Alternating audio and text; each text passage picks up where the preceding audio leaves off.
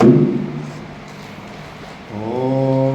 नारायणः परो व्यक्त अण्डमव्यक्तसम्भवम् अण्डस्यान्तस्त्विमे लोकाः सप्तद्वीपा च मेदिनी।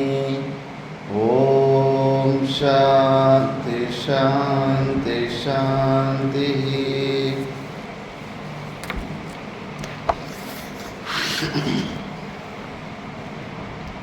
ॐ श्री परमात्मने नमः। अथ चतुर्थोऽध्यायः ज्ञानकर्मसन्न्यासयोगः। श्रीभगवानुवाच इमं विवस्वते योगं प्रोक्तवानहमव्ययं विवस्वान्मनवे प्राह मनुरिक्ष्वाकवे ब्रवीत्। एवं परम्परा प्राप्तम् इमं राजर्षयो विदुः। सकाले नेह महता योगो नष्टः परन्तप। स एवायं मया तेद्य योगः प्रोक्तः पुरातनः। भक्तोऽसि मे सखा चेति रहस्यं ह्येतदुत्तमम्।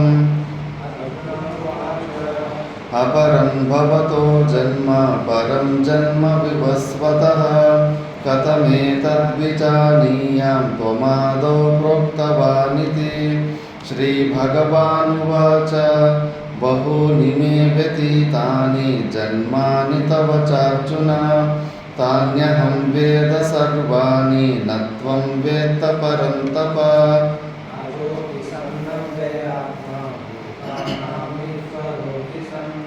प्रकृतिं स्वामधिष्ठाय सम्भवाम्यात्ममायया।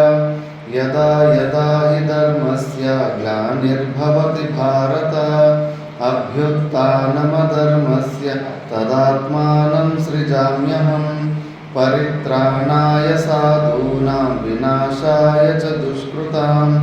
धर्मसंस्थापनार्थाय सम्भवामि युगे युगे। जन्म कर्म च मे दिव्यं यो वेत्ति तत्त्वतः। त्यक्त्वा देहं पुनर्जन्म नैति मामेति सोऽर्जुन। वीतरागभयक्रोधा मन्मया मामुपाश्रिताः। बहवो ज्ञानतपसा पूता मद्भावमागताः। ये यथा मां प्रपद्यन्ते तांस्तथैव भजाम्यहम्। मम वर्त्मानुवर्तन्ते मनुष्या पार्थ सर्वशः। सिद्धिं यजन्त इह देवताः। क्षिप्रं हि मानुषे लोके सिद्धिर्भवति कर्मजा। चातुर्वर्ण्यं मया सृष्टं गुणकर्मविभागशः। तस्य कर्तारमपि मां विद्य कर्तारमव्ययम्। न मां कर्माणि लिम्पन्ति न मे कर्मफले स्पृहा। इति मां योऽभिजानाति कर्मभिर्न स बध्यते। एवं ज्ञात्वा कृतं कर्म पूर्वैरपि मुमुक्षुभिः कुरु कर्मैव तस्मात् त्वं पूर्वैः पूर्वतरं कृतं। किं कर्म किमकर्मेति कवयोऽप्यत्र मोहिताः। प्रवक्ष्यामि यज्ञात्वा मोक्षसे शुभात्। कर्मणो यपि बोद्धव्यं बोद्धव्यं च विकर्मणः। अकर्मणश्च बोद्धव्यं गहना कर्मणो गतिः। कर्मण्यकर्म यः पश्येत् अकर्मणि च कर्म यः। स बुद्धिमान् मनुष्येषु स युक्तः कृत्स्नकर्मकृत्। यस्य सर्वे समारम्भाः कामसङ्कल्पवर्जिताः। ज्ञानाग्निदग्धकर्माणं तमाहुः पण्डितं बुधाः। त्यक्त्वा कर्मफलासङ्गं नित्यतृप्तो निराश्रयः। कर्मण्यभिप्रवृत्तोऽपि नैव किञ्चित् करोति सः। निराशीर्यतचित्तात्मा त्यक्तः सर्वपरिग्रहः। शारीरं केवलं कर्म कुर्वन्नाप्नोति किल्बिषम्। यदृच्छालाभसन्तुष्टो द्वन्द्वातीतो विमत्सरः। समसिद्धावसिद्धौ च कृत्वापि न निबध्यते। ತಸ್ಯ ಜ್ಞಾನಾವಸ್ಥಿತಚೇತಸಃ ಯಜ್ಞಾಯಾಚರತಃ ಕರ್ಮ ಸಮಗ್ರಂ ಪ್ರವಿಲೀಯತೆ. ಬ್ರಹ್ಮಾರ್ಪಣಂ ಬ್ರಹ್ಮ ಹವಿಃ ಬ್ರಹ್ಮಾಗ್ನೌ ಬ್ರಹ್ಮಣಾಹುತಂ ಬ್ರಹ್ಮೈವ ತೇನ ಗಂತವ್ಯಂ ಬ್ರಹ್ಮ ಕರ್ಮ ಸಮಾಧಿನಾ. ದೈವಮೇವಾಪರೇ ಯಜ್ಞಂ ಯೋಗಿನಃ ಪರ್ಯುಪಾಸತೆ. ಬ್ರಹ್ಮಾಜ್ಞಾವಪರೇ ಯಜ್ಞಂ ಯಜ್ಞೇನೈವೋಪಜುಹ್ವತಿ. ಶ್ರೋತ್ರಾದೀನಿಂದ್ರಿಯಾಣ್ಯನ್ಯೇ ಸಂಯಮಾಗ್ನಿಷು ಜುಹ್ವತಿ. ಶಬ್ದಾದೀನ್ ವಿಷಯಾನನ್ಯೇ ಇಂದ್ರಿಯಾಗ್ನಿಷು ಜುಹ್ವತಿ. ಸರ್ವಾಣೀಂದ್ರಿಯಕರ್ಮಾಣಿ ಪ್ರಾಣಕರ್ಮಾಣಿ ಚಾಪರೇ ಆತ್ಮಸಂಯಮಯೋಗಾಗ್ನೌ ಜುಹ್ವತಿ ಜ್ಞಾನದೀಪಿತೆ. ದ್ರವ್ಯಯಜ್ಞಾಸ್ತಪೋ ಯಜ್ಞಾ ಯೋಗಯಜ್ಞಾಸ್ತಥಾ ಪರೇ ಸ್ವಾಧ್ಯಾಯಜ್ಞಾನಯಜ್ಞಾಶ್ಚ ಯತಯಃ ಸಂಶ್ರಿತವ್ರತಾಃ. ಅಪಾನೇ ಜುಹ್ವತಿ ಪ್ರಾಣಂ ಪ್ರಾಣೇ ಪಾನಂ ತಥಾ ಪರೇ ಪ್ರಾಣಾಪಾನಗತಿರುದ್ವಾ ಪ್ರಾಣಾಯಾಮಪರಾಯಣಾಃ. ಅಪರೇ ನಿಯತಾಹಾರ ಪ್ರಾಣಾನ್ ಪ್ರಾಣೇಷು ಜುಹ್ವತಿ. ಸರ್ವೇಪ್ಯೇತೆ ಯಜ್ಞವಿದೋ ಯಜ್ಞಕ್ಷಪಿತಕಲ್ಮಷಾಃ. ಯಜ್ಞಶಿಷ್ಟಾಮೃತಭುಜೋ ಯಾಂತಿ ಬ್ರಹ್ಮ ಸನಾತನಂ. ನಾಯಂ ಲೋಕೋಸ್ತ್ಯಯಜ್ಞಸ್ಯ ಕುತೋऽನ್ಯಃ ಕುರು ಸತ್ತಮ. ಏವಂ ಬಹುವಿಧಾ ಯಜ್ಞಾ ವಿತತಾ ಬ್ರಹ್ಮಣೋ ಮುಖೇ. ಕರ್ಮಜಾನ್ ವಿದ್ಧಿ ತಾನ್ ಸರ್ವಾನ್ ಏವಂ ಯಾತ್ವಾ ವಿಮೋಕ್ಷ್ಯಸೆ. ದ್ರವ್ಯಮಯಾದ್ಯಜ್ಞಾತ್ ಜ್ಞಾನಯಜ್ಞಃ ಪರಂತಪ. ಸರ್ವಂ ಕರ್ಮಾಖಿಲಂ ಪಾರ್ಥ ಜ್ಞಾನೇ ಪರಿಸಮಾಪ್ಯತೆ. ತದ್ವಿद्धಿ ಪ್ರಣಿಪಾತೇನ ಪರಿಪ್ರಶ್ನೇನ ಸೇವಯಾ. ಉಪದೇಕ್ಷ್ಯಂತಿ ತೇ ಜ್ಞಾನಂ ಜ್ಞಾನಿನಸ್ತತ್ವದರ್ಶಿನಃ. ಯಜ್ಞಾತ್ವಾ ನ ಪುನರ್ಮೋಹಂ ಏವಂ ಯಾಸ್ಯಸಿ ಪಾಂಡವ. ಯೇನ ಭೂತಾನ್ಯಶೇಷೇಣ ದ್ರಕ್ಷ್ಯಸ್ಯಾತ್ಮನ್ಯಥೋ ಮಯಿ. ಅಪಿ ಚೇದಸಿ ಪಾಪೇಭ್ಯಃ ಸರ್ವೇಭ್ಯಃ ಪಾಪಕೃತ್ತಮಃ. ಸರ್ವಂ ಜ್ಞಾನಪ್ಲವೇನೈವ ವೃಜಿನಂ ಸಂತರಿಷ್ಯಸಿ. ಯಥೈದಾಂಸಿ ಸಮಿದ್ದೋಗ್ನಿರ್ಭಸ್ಮಸಾತ್ ಕುರುತೇರ್ಜುನ. ಜ್ಞಾನಾಗ್ನಿಃ ಸರ್ವಕರ್ಮಾಣಿ ಭಸ್ಮಸಾತ್ ಕುರುತೆ ತಥಾ. ನ ಹಿ ಜ್ಞಾನೇನ ಸದೃಶಂ ಪವಿತ್ರಮಿಹ ವಿದ್ಯತೆ. ತತ್ಸ್ವಯಂ ಯೋಗಸಂಸಿದ್ಧಃ ಕಾಲೇನಾತ್ಮನಿ ವಿಂದತಿ. ಶ್ರದ್ಧಾವಾನ್ ಲಭತೆ ಜ್ಞಾನಂ ತತ್ಪರಃ ಸಂಯತೇಂದ್ರಿಯಃ. ಜ್ಞಾನಂ ಲಬ್ಧ್ವಾ ಪರಾಂ ಶಾಂತಿಂ ಅಚಿರೇಣಾಧಿಗಚ್ಚತಿ. ಅಜ್ಞಶ್ಚ ಶ್ರದ್ಧದಾನಶ್ಚ ಸಂಶಯಾತ್ಮಾ ವಿನಶ್ಯತಿ. ನಾಯಂ ಲೋಕೋಸ್ತಿ ನ ಪರೋ ನ ಸುಖಂ ಸಂಶಯಾತ್ಮನಃ. ಯೋಗಸನ್ಯಸ್ತಕರ್ಮಾಣಂ ಜ್ಞಾನಸಂಚಿನ್ನ ಸಂಶಯಂ. ಆತ್ಮವಂತಂ ನ ಕರ್ಮಾಣಿ ನಿಬಧ್ನಂತಿ ಧನಂಜಯ. ತಸ್ಮಾದಜ್ಞಾನಸಂಭೂತಂ ಹೃತ್ಸ್ಥಂ ಜ್ಞಾನಾಸಿನಾತ್ಮನಃ. ಚಿತ್ವೈನಂ ಸಂಶಯಂ ಯೋಗಂ ಮಾತಿಷ್ಠೋತಿಷ್ಠ ಭಾರತ. ಓಂ ತತ್ಸದಿತಿ. ಶ್ರೀಮದ್ಭಗವದ್ಗೀತಾಸು ಉಪನಿಷತ್ಸು ಬ್ರಹ್ಮವಿದ್ಯಾಯಾಂ ಯೋಗಶಾಸ್ತ್ರೇ ಶ್ರೀಕೃಷ್ಣಾರ್ಜುನ ಸಂವಾದೆ ಜ್ಞಾನಕರ್ಮಸನ್ಯಾಸಯೋಗೋ ನಾಮ ಚತುರ್ಥೋಧ್ಯಾಯಃ. ನಾವು ಭಗವದ್ಗೀತೆಯ 4ನೇ ಅಧ್ಯಾಯ ಜ್ಞಾನಕರ್ಮ ಸನ್ಯಾಸ ಯೋಗದ ಬಗ್ಗೆ ನಾವು ವಿಚಾರ ಮಾಡ್ತಿದ್ವಿ. ಇದರಲ್ಲಿ 20ನೇ ಶ್ಲೋಕ ಕರ್ಮಫಲಾಸಂಗಂ ತ್ಯಕ್ತ್ವಾ ನಿರಾಶ್ರಯಃ ನಿತ್ಯತೃಪ್ತೋ ಕರ್ಮಣಿ ಅಭಿಪ್ರವೃತ್ತೋಪಿ ನಯೇವ ಕಿಂಚಿತ್ ಕರೋತಿ. ಯಾರಾದರೆ ಕರ್ಮದ ಫಲಗಳಲ್ಲಿ ಆಸಕ್ತಿಯನ್ನು ಬಿಟ್ಟಿರುವಂಥವರು ನಿರಾಶ್ರಯರು, ನಿತ್ಯತೃಪ್ತರು, ಯಾವ ಸಾಧನೆಗಳ ಆಶ್ರಯನೂ ತಗೊಂಡಿಲ್ಲ. ಅವ್ರಿಗೆ ಏನಾದರೂ ಬೇಕಂದರೆ ಯಾರ್ದಾದ್ರೂ ಆಶ್ರಯ ತಗೊತೀವಿ. ಅದರಿಂದ ಅವ್ರಿಗೆ ಸ್ವರ್ಗನೂ ಪರಲೋಕದ ಸ್ವರ್ಗನೂ ಬೇಕಾಗಿಲ್ಲ. ಇಹಲೋಕದಲ್ಲೂ ಯಾವುದೇ ಆದಂಥ ವಸ್ತುವಿನ ಅವಶ್ಯಕತೆ ಇಲ್ಲ. ಆದ್ದರಿಂದ ಅವರು ಯಾವ ಸಾಧನೆಗಳನ್ನು ಕೂಡ ಇಟ್ಕೊಳ್ಳೋದಿಲ್ಲ. ಅದಕ್ಕೆ ಅವರು ನಿರಾಶ್ರಯ, ಯಾರ ಆಶ್ರಯನೂ ತಗೊಳ್ಳೋದಿಲ್ಲ. ನಿತ್ಯ ತೃಪ್ತ, ಯಾವಾಗಲೂ ತಮ್ಮ ಸ್ವರೂಪದ ಜ್ಞಾನದಲ್ಲಿ ತೃಪ್ತರಾಗಿರುವಂಥವರು. ಕರ್ಮನಿ ಅಭಿಪ್ರವೃತ್ತೋಪಿ, ಅಂಥವರು ಒಂದು ವೇಳೆ ಅವರ ಶರೀರಗಳಲ್ಲಿ ಕ್ರಿಯೆಗಳು ನಡೀತಾ ಇದ್ದರೂ ಕೂಡ ನಯವ ಕಿಂಚಿತ್ ಕರೋತಿ ಸಹ, ಅವರು ಏನೂ ಮಾಡ್ತಾ ಇಲ್ಲ ಅಂತಾನೆ. ಅಂಥದ್ದೊಂದು ಕರ್ಮಗಳು ಅವರನ್ನು ಬಂಧನಕ್ಕೆ ಕಾರಣವಾಗೋದಿಲ್ಲ. ಅದನ್ನೇ ಈಗ ಭಾಷ್ಯದಲ್ಲಿ ನೋಡೋಣ. ತ್ಯಕ್ತ್ವಾ ಕರ್ಮಸು, ಭಾಷ್ಯ ಸಿದ್ಧ, ತ್ಯಕ್ತ್ವಾ ಕರ್ಮಸು ಅಭಿಮಾನಂ ಫಲಾಸಂಗಂಚ ಯಥೋಕ್ತೇನ ಜ್ಞಾನೇನ ನಿತ್ಯತೃಪ್ತೋ ನಿರಾಕಾಂಕ್ಷೋ ವಿಷಯೇಷು ಇತ್ಯರ್ಥಃ. ನಿರಾಶ್ರಯ ಆಶ್ರಯರಹಿತಃ. ಆಶ್ರಯೋ ನಾಮ ಯದಾಶ್ರಿತ್ಯ ಪುರುಷಾರ್ಥಂ ಸಿಸಾದಯಿಷತಿ ದೃಷ್ಟಾದೃಷ್ಟೇಷು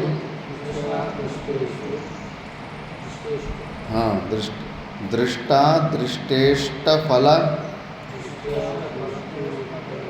ಸಾಧನ ಆಶ್ರಯರಹಿತಃ ಇತ್ಯರ್ಥಃ.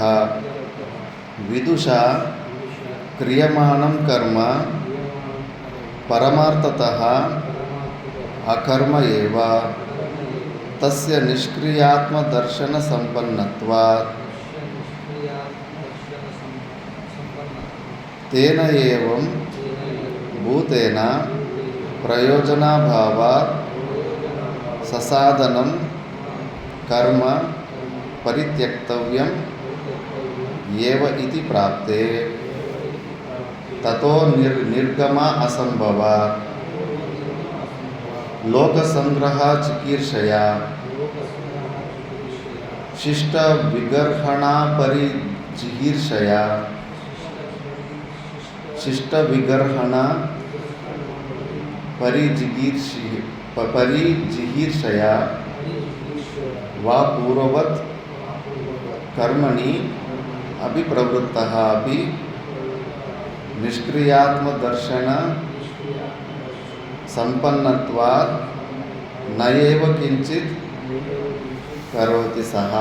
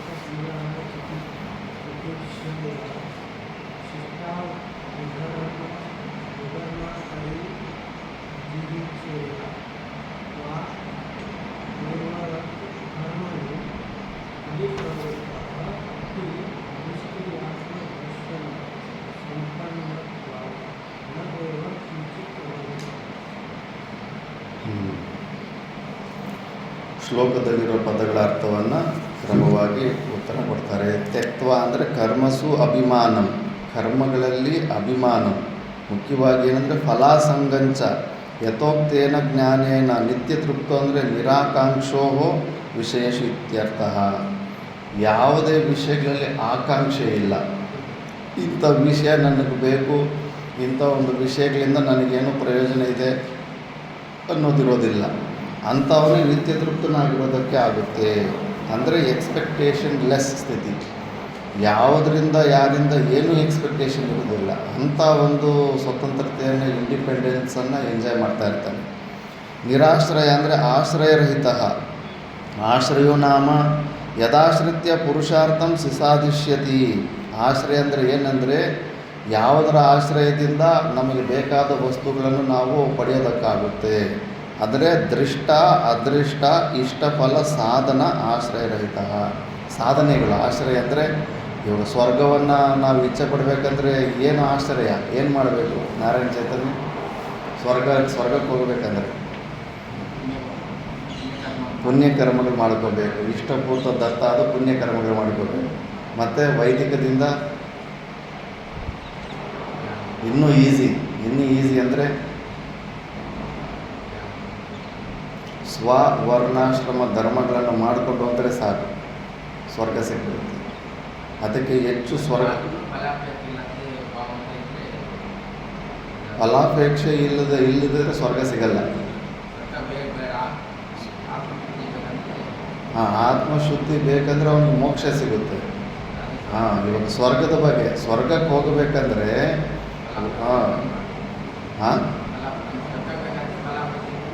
ಫಲಾಪೇಕ್ಷೆ ಇಟ್ಕೊಂಡೇ ಮಾಡಬೇಕು. ಇಚ್ಛೆ ಇರಬೇಕು. ಇಚ್ಛೆ ಇದ್ದು ಏನಾದರೂ ಕರ್ಮ ಮಾಡಿದ್ರೆ ಸ್ವರ್ಗಕ್ಕೆ ಹೋಗ್ತಾನೆ ಅವನು.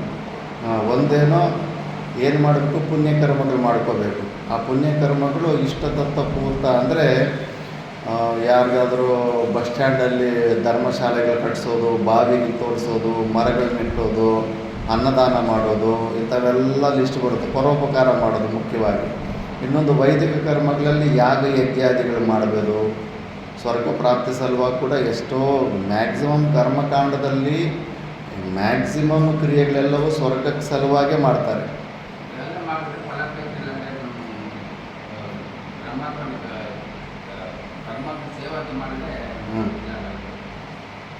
ಪ್ರಶ್ನೆ ನೀನು ಅರ್ಥ ಮಾಡ್ತಾ ಇಲ್ಲ. ನಿರಾಶ್ರಯ ಅಂತ ಶ್ಲೋಕದಲ್ಲಿದೆ. ನಿರಾಶ್ರಯ ಅಂದರೆ ಏನು? ಆಶ್ರಯ ಅಂದರೆ ಇವಾಗ ನೀನು ಯಾವ್ದು, ನಿನ್ನ ಆಶ್ರಯ ಏನು ಇವಾಗ? ಆಶ್ರಯ ಅಂದರೆ ಸಪೋರ್ಟು. ಯಾವುದ್ರ ಮೇಲೆ ಕೂತ್ಕೊಂಡಿದ್ಯಾ? ನೆಲದ ಮೇಲೆ ಕೂತ್ಕೊಂಡಿದ್ಯಾ. ನೆಲ ನಿನಗೆ ಆಶ್ರಯ. ಆಶ್ರಯ ಸಾಮಾನ್ಯ ಅರ್ಥ ಅಂದರೆ ಅದು ಹಿಂದ್ಗಡೆ ಸಪೋರ್ಟು, ಬೇಸ್ಮೆಂಟು. ಇಲ್ಲಿ ಜೀವನ್ಮುಕ್ತ ಪುರುಷನು ನಿರಾಶ್ರಯನು ಅಂತ ಹೇಳ್ತಾ ಇದ್ದಾನೆ. ನಿರಾಶ್ರಯನಂದರೆ ಹೆಂಗಿರ್ತಾನೆ? ಮತ್ತೆ ಮುಕ್ತ ಪುರುಷನ ಲಕ್ಷಣ ಇದು, ನಿರಾಶ್ರಯ ಅಂತಾರೆ. ಯಾಕೆ? ಮತ್ತು ಯಾವ ಆಶ್ರಯದಲ್ಲಿ ಅಂದರೆ ಭೂಮಿ ಮೇಲೆ ನಿಂತ್ಕೊಂಡಿರೋದಿಲ್ವಾ? ಗಾಳಿಯಲ್ಲಿ ತೇಲಾಡ್ತಾ ಇರ್ತಾನ? ಮತ್ತು ಹೆಂಗೆ ಶ್ಲೋಕದಲ್ಲಿರೋ ಶಬ್ದಗಳು ಒಂದೊಂದು ಶಬ್ದನ ಇಟ್ಕೊಂಡು ಡೀಟೇಲಾಗಿ ಅರ್ಥ ತೆಗಿಬೇಕಲ್ಲ. ಅದಕ್ಕೆ ಭಾಷ್ಯ ಓದೋದು. ಅಂದರೆ ಭೂಮಿಯಲ್ಲಿ ಕಾಲಿಡ್ದ್ರೆ ಗಾಳಿಯಲ್ಲೇ ತೇಲಾಡ್ತಾ ಇರ್ತಾನ ಜೀವನ್ಮುಕ್ತ ಪುರುಷ ಅಂದರೆ? ಮತ್ತು ಅದಕ್ಕೆ ಭಾಷೆದಲ್ಲಿ ಆ ಅರ್ಥಗಳೇ ಕೊಡೋಕ್ಕೆ ಹೋಗ್ತಾ ಇದ್ದಾರೆ. ನಿರಾಶ್ರಯ ಅಂದರೆ ಏನು ಅಂದರೆ ಸಾಧನೆಗಳು ಇಲ್ಲದೇ ಇರೋವಂಥವನು. ಸಾಧನೆಗಳಂದರೆ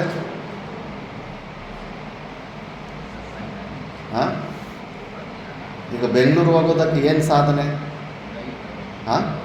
ಟ್ರೈನು, ಬಸ್ಸು, ಅದು ಸಾಧನೆ. ಇಲ್ಲಿ ಸಾಧನೆಗಳ ರಹಿತವಾಗಿ ಸ್ವರ್ಗಕ್ಕೆ ಹೋಗ್ಬೇಕಂದ್ರೆ ಏನು ಸಾಧನೆ? ಹೆಲಿಕಾಪ್ಟ್ರಾ? ಪುಣ್ಯಕರ್ಮಗಳೇ ಸಾಧನೆ. ಮತ್ತಿನ್ನೇನು ಸಾಧನೆ ಇದೆ ಸ್ವರ್ಗಕ್ಕೆ ಹೋಗೋದಕ್ಕೆ? ಅದೊಂದೇನಾ? ಇನ್ನೇನು ಇಲ್ವಾ ಸ್ವರ್ಗಕ್ಕೆ ಹೋಗೋದಕ್ಕೆ? ದಾನ ಧರ್ಮ ಎಲ್ಲ ಪುಣ್ಯಕರ್ಮಗಳು ಇಷ್ಟಲ್ಲಿ ಬಂದ್ಬಿಡುತ್ತೆ. ಕರ್ಮಕಾಂಡ, ವೇದಗಳಲ್ಲಿ ಕರ್ಮಕಾಂಡ ಅಂತಿದಿರುತ್ತೆ. ಯಾಗ ಯಜ್ಞಾದಿಗಳು ಮಾಡೋದಿಲ್ವಾ? ಯಾಗ ಯಜ್ಞಾದಿಗಳು ಅವರೇನು ಬೇರೆಯವ್ರಿಗೆ ಪರೋಪಕಾರ ಮಾಡ್ತಾರಾ? ಯಾಗ ಯಜ್ಞಾದಿಗಳು ಅವನ ಮನೆಯಲ್ಲಿ ಸ್ವಂತ ಡೈಲಿ ನೀನು ಗಾಯತ್ರಿ ಅವನ ಮಾಡ್ತೀಯಲ್ಲ, ಅದರಿಂದ ಏನು ಪಕ್ಕದ ಮನೆ ಅವನು ಕೋಟೀಶ್ವರ ಆಗಿಬಿಡ್ತಾ ಇದ್ದಾನ? ಅದ್ರ ಫಲ ಯಾರಿಗೆ ಸಿಗ್ತಾ ಇದೆ? ನಿನಗೆ ಮಾತ್ರ ಸಿಗ್ತಾ ಇದೆ ತಾನೇ? ಅಂತ ಯಾಗ ಯಜ್ಞಾದಿಗಳು ಮಾಡಿಕೊಂಡು ಕೂಡ ಸ್ವರ್ಗಕ್ಕೆ ಹೋಗ್ಬೋದು. ಸ್ವರ್ಗಕ್ಕೆ ಹೋಗೋ ಅದು ಕೂಡ ಒಂದು ಸಾಧನೆ. ಮತ್ತು ಸ್ವರ್ಣಾಶ್ರಮ ಧರ್ಮಗಳು, ಬ್ರಾಹ್ಮಣನಾದವನಿಗೆ ಏನೇನೆಲ್ಲ ಸ್ವರ್ಣಾಶ್ರಮದ ಬೆಳಗ್ಗೆ 3 ಗಂಟೆಗೆ ಎದ್ದಿಡಿದು ಸ್ನಾನ ಮಾಡೋದು, ತಪಶ್ಚರ್ಯ, ಪೌರೋಹಿತ, ಸ್ವಾಧ್ಯಾಯ ಇವೆಲ್ಲ ಮಾಡೋದು ಅವನ ಸ್ವರ್ಣಾಶ್ರಮ ಧರ್ಮ. ಕ್ಷತ್ರಿಯದು ಸ್ವರ್ಣಾಶ್ರಮ ಧರ್ಮ ದೇಶನ ಕಾಯೋದು. ಯುದ್ಧ ಆಗೋದು, ಮಿಲಿಟ್ರಿಯಲ್ಲಿ ಸೇರ್ಕೊಳ್ಳೋದು, ಅದು ಅವನ ಸ್ವವರ್ಣಾಶ್ರಮ ಧರ್ಮ. ವೈಶ್ಯಂದು ಸ್ವವರ್ಣಾಶ್ರಮ ಧರ್ಮ ಏನು ಮಾಡ್ತಾನೆ ವೈಶ್ಯ? ವ್ಯಾಪಾರ ಒಂದೇನಾ? ವ್ಯವಸಾಯ. ಅಗ್ರಿಕಲ್ಚರ್ ಆ್ಯಂಡು ಬಿಸ್ನೆಸ್, ಇವೆರಡು ವೈಶ್ಯನ ಸ್ವವರ್ಣಾಶ್ರಮ ಧರ್ಮ. ಶೂದ್ರನಿಗೆ ವರ್ಣಾಶ್ರಮ ಧರ್ಮ ಏನು? ಸೇವೆ, ಉದ್ಯೋಗ.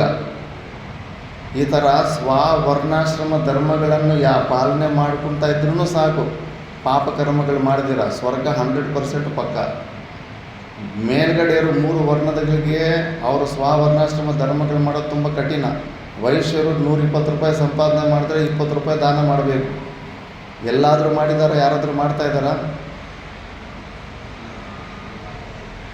ಯಾರು ಮಾಡ್ತಾ ಇಲ್ಲ. ಅಂದರೆ ವೈಶ್ಯ ಧರ್ಮವನ್ನು ಆಚರಣೆ ಮಾಡ್ತಾವ್ರಿಗೆ ಈಗ ಯಾರಿಗೂ ಸ್ವರ್ಗ ಸಿಗಲ್ಲ.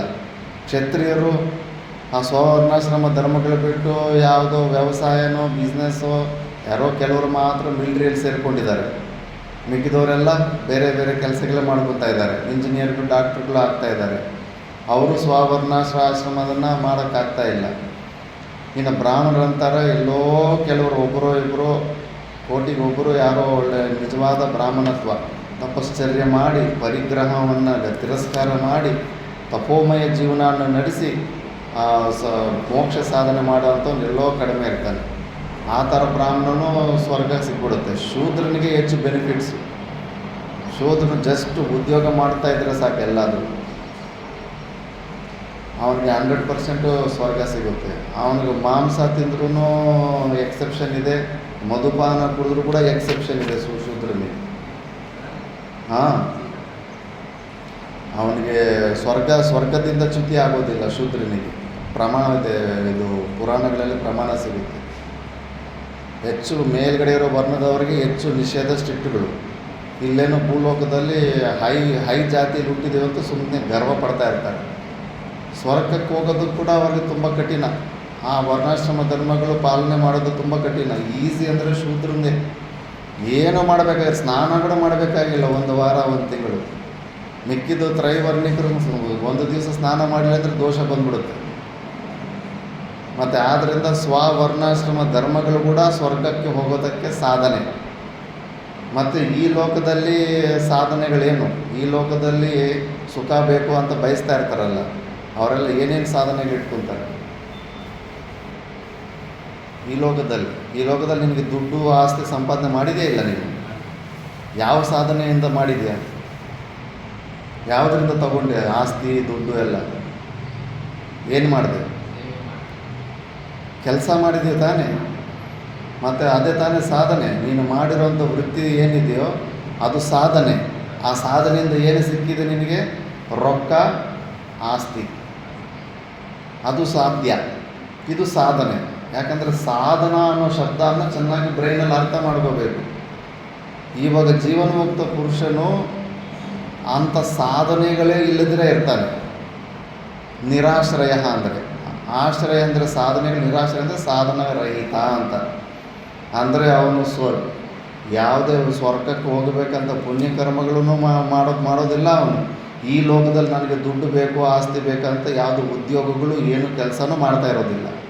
ಯಾವ ಸಾಧನೆಗಳಿಂದ ಕೂಡ ಹೋಗಿರೋದಿಲ್ಲ ಅವನು. ಅಂಥವನ್ನ ನಿರಾಶ್ರಯ ಅಂತಾರೆ. ಅರ್ಥ ಆಯ್ತಾ? ಶ್ಲೋಕದಲ್ಲಿ ಒಂದೊಂದು ಪದದ್ದು ಡೀಟೇಲ್ ಆಗಿ ಭಾಷೆದಲ್ಲಿ ಡೀಟೇಲ್ ಕೊಟ್ಟಿರ್ತಾರೆ. ಏನೇನೋ ಮತ್ತೆ ಅರ್ಥ ಮಾಡ್ಬೋದು. ಆಶ್ರಯ ಅಂದರೆ ಸಾಮಾನ್ಯವಾಗಿ ಅರ್ಥ ಏನಂದ್ರೆ ನಾನು ಕೂತ್ಕೊಳ್ಳೋದಕ್ಕೆ ಈ ಕುರ್ಸಿ ಆಶ್ರಯ, ನನಗೆ ಈ ಪುಸ್ತಕಕ್ಕೆ ಈ ಟೇಬಲ್ ಆಶ್ರಯ, ನೀವು ಕೂತಿರೋದು ನೆಲ ಆಶ್ರಯ, ಕಾರ್ಪೆಟ್ ಆಶ್ರಯ. ಆಶ್ರಯ ಶಬ್ದಕ್ಕಿಂತ ಅರ್ಥಗಳು ಬುದ್ಧಿಗೆ ಬಂದುಬಿಡ್ತವೆ. ಡೈರೆಕ್ಟಾಗಿ ಭಗವದ್ಗೀತೆ ಹೋದ್ರೆ ಎಲ್ಲ ವಿಪರೀತ ಅರ್ಥಗಳು ಮಾಡ್ಕೊಡೋರು ಹೊರತು ಪದದ ಡೀಟೇಲ್ ಅರ್ಥ ಮತ್ತೆ ಕೇಳಿದ್ರು ಕೂಡ ಹೇಳೋದಕ್ಕಾಗೋದಿಲ್ಲ. ನಿರಾಶ್ರಯ ಅಂದರೆ ಏನು ಅಂದರೂ ಕೂಡ ಅದನ್ನೇ ಭಾಷೆದಲ್ಲಿ ಅದಕ್ಕೆ ಡೀಟೇಲ್ಸ್ ಕೊಡ್ತಾರೆ. ಆಶ್ರಯೋ ನಾಮ ಯದ್ ಆಶ್ರಿತ್ಯ ಪುರುಷಾರ್ಥ ಶಿಷಾದಯಿಷ್ಯತಿ. ಅಂದರೆ ದೃಷ್ಟ ಅದೃಷ್ಟ. ದೃಷ್ಟ ಅಂದರೆ ಈ ಲೋಕದಲ್ಲಿ ಉದ್ಯೋಗಗಳು, ಕೆಲಸ, ಕೂಲಿ, ಇವೆಲ್ಲ ಕೂಡ ಸಾಧನೆಗಳು. ದುಡ್ಡು ಸಂಪಾದನೆ ಮಾಡೋದಕ್ಕೆ ಇವು ಸಾಧನೆಗಳು. ಸ್ವರ್ಗವನ್ನು ಹೊಂದೋದಕ್ಕೆ ಸಾಧನೆಗಳು ಪುಣ್ಯಕರ್ಮಗಳು, ಇಷ್ಟದತ್ತಪೂರ್ತ ಕರ್ಮಗಳು, ಯಾಗಗಳು, ಯಜ್ಞಗಳು, ಸ್ವವರ್ಣಾಶ್ರಮ ಧರ್ಮಗಳು, ಈ ಸಾಧನೆಗಳು. ಮತ್ತು ಇಷ್ಟಫಲ ಸಾಧನ ಆಶ್ರಯ, ಸಾಧನ ಆಶ್ರಯ ರಹಿತ, ಅಂದರೆ ಅಂಥ ಸಾಧನೆಗಳ ಆಶ್ರಯಕ್ಕೆ ಹೋಗೋದಿಲ್ಲ ಇವನು, ಅವುಗಳ ತಂಟಕ್ಕೆ ಹೋಗೋದಿಲ್ಲ. ಆ ಸ್ವರ್ಗನೂ ಬೇಡ, ಆ ಸ್ವರ್ಗದ ಸಲುವಾಗಿ ನನಗೆ ಈ ಕಷ್ಟನೂ ಬೇಡ, ಈ ಲೋಕದಲ್ಲಿ ನನಗೆ ಆ ದುಡ್ಡೂ ಬೇಡ, ಆಸ್ತಿನೂ ಬೇಡ, ಆ ದುಡ್ಡು ಆಸ್ತಿ ಸಲುವಾಗಿ ನಾನು ಕತ್ತೆ ಥರ ಕಷ್ಟಪಡೋದೂ ಬೇಡ. ಅಂಥ ಸಾಧನೆಗಳನ್ನೇ ತೆಗೆದು ಪಕ್ಕಕ್ಕೆ ಇಟ್ಬಿಟ್ಟಿರೋ ಅಂಥವನು ಆಶ್ರಯ ರಹಿತ. ಅಂದರೆ ವಿದುಷಾ ಕ್ರಿಯಮಾನಂ ಕರ್ಮ ಪರಮಾರ್ಥತಃ ಅಕರ್ಮ ಏವ ತಸ್ಯ ನಿಷ್ಕ್ರಿಯ ಆತ್ಮದರ್ಶನ ಸಂಪನ್ನತ್ವ. ಆದ್ದರಿಂದ ಇಂಥವರು ಯಾವುದೇ ಅವರು ಕರ್ಮಗಳು ಮಾಡೋದಕ್ಕೆ ಯಾವುದೇ ಒಂದು ಪ್ರಯೋಜನ ಅವರಿಗೆ ಕಾಣೋದಿಲ್ಲ. ವಾಸ್ತವಿಕವಾಗಿ ಅಂಥ ಸಮಯದಲ್ಲಿ ಅಂಥ ಮನಸ್ತತ್ವವನ್ನು ಹೊಂದಿರೋರು ಮುಖ್ಯವಾಗಿ ಯಾವುದೇ ಒಂದು ಭೋಗವನ್ನು ಕೂಡ ಇಚ್ಛೆ ಪಡೋದಿಲ್ಲ. ಮಿನಿಮಮ್ ಭೋಗ ಏನಂದರೆ ಒಂದು ಹೊತ್ತೋ ಇಲ್ಲ 2 ಹೊತ್ತೋ ಈ ಶರೀರ ನಿರ್ವಹಣೆಗೆ ಸ್ವಲ್ಪ ತಗೊಳ್ಳೋದು ಬಿಟ್ಟರೆ ಇನ್ನು ಅದಕ್ಕಿಂತ ಹೆಚ್ಚು ಏನೋ ಅವರು ಭೋಗದ ವಿಷಯದಲ್ಲಿ ಆಸಕ್ತಿನೇ ಇಲ್ಲ. ಬಂದರೂ ರಿಜೆಕ್ಟ್ ಮಾಡಿಬಿಡ್ತಾ ಇರ್ತಾರೆ, ಯದೃಚ್ಛವಾಗಿ ಬಂದರೂ ಕೂಡ ಬೇಡ ಅಂತ ರಿಜೆಕ್ಟ್ ಮಾಡಿಬಿಡ್ತಾ ಇರ್ತಾರೆ. ಅಷ್ಟು ವೈರಾಗ್ಯನ ಹೊಂದಿರೋ ಅಂಥವನು. ವಾಸ್ತವಿಕವಾಗಿ ಅಂಥವನಿಗೆ ಸರ್ವಕರ್ಮ ಸನ್ಯಾಸ ತಗೋವಂಥ ಶಾಸ್ತ್ರ ಹೇಳೋದು. ಯಾಕಂದರೆ ನಿನಗೆ ಇನ್ನು ಅಲ್ಲೆಲ್ಲೂ ನಿನಗೆ ಇಂಟ್ರೆಸ್ಟೇ ಇಲ್ಲ, ನಿನಗೆ ಪ್ರಯೋಜನ ಉಪಭೋಗ ಸಾಧನ ಬುದ್ಧಿನೇ ಇಲ್ಲ ಅಂದಮೇಲೆ ನೀನು ಪ್ರಪಂಚದಲ್ಲಿ ನೀನು ವರ್ಣಾಶ್ರಮ ಧರ್ಮಗಳಿಗೆ ಎಂಟ್ರಿ ಕೊಡಬಾರ್ದು, ನೀನು ಸನ್ಯಾಸನೇ ತಗೋಬೇಕು ಅಂದ್ಬಿಟ್ಟು ಅವನಿಗೆ ಆರ್ಡ್ರ್ ಕೊಡುತ್ತೆ. ತೇನ ಏವ ಭೂತೇನ ಪ್ರಯೋಜನ ಅಭಾವ ಸಸಾಧನಂ ಕರ್ಮ ಪರಿತ್ಯಕ್ತವ್ಯ. ಅದಕ್ಕೆ ಅವನು ಸರ್ವಕರ್ಮ ಸನ್ಯಾಸ ಮಾಡಿಬಿಟ್ಟಿರ್ತಾನೆ, ಸರ್ವಕರ್ಮ ಸನ್ಯಾಸನೇ ಮಾಡಬೇಕು ಅಂಥವನು. ಇತಿ ಪ್ರಾಪ್ತೆ, ಅಂಥ ಸ್ಥಿತಿಯಲ್ಲಿದ್ದರೂ ಕೂಡ ತಥೋ ನಿರ್ಗಮ ಅಸಂಭವಾತ್ ಲೋಕಸಂಗ್ರಹ ಚಿಕೀರ್ಷಯ ಶಿಷ್ಟ ವಿಗರ್ಹಣ ಪರಿಜಿಹೀರ್ಷಯ. ಆದರೂ ಕೂಡ ಅಂಥ ಸ್ಥಿತಿಯಲ್ಲಿದ್ದವನು ಕೂಡ ಕರ್ಮಗಳನ್ನು ಬಿಡೋಕ್ಕಾಗ್ತಾ ಇಲ್ವಂತೆ.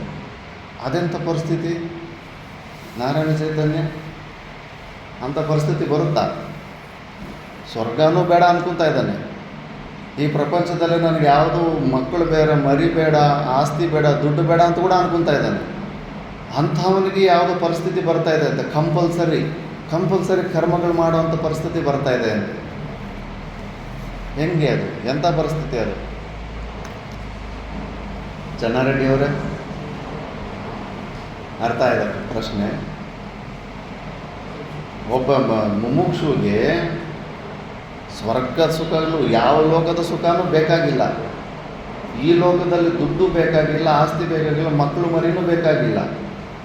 ಶಾಸ್ತ್ರ ಏನೋ ಅಂಥ ನಿನ್ನ ಮನಸ್ತತ್ವವನ್ನು ಹೊಂದಿರೋ ಕಂಪಲ್ಸರಿ ಸನ್ಯಾಸನೇ ತಗೋಬೇಕು ಅಂತ ಹೇಳ್ತಾ ಇದೆ.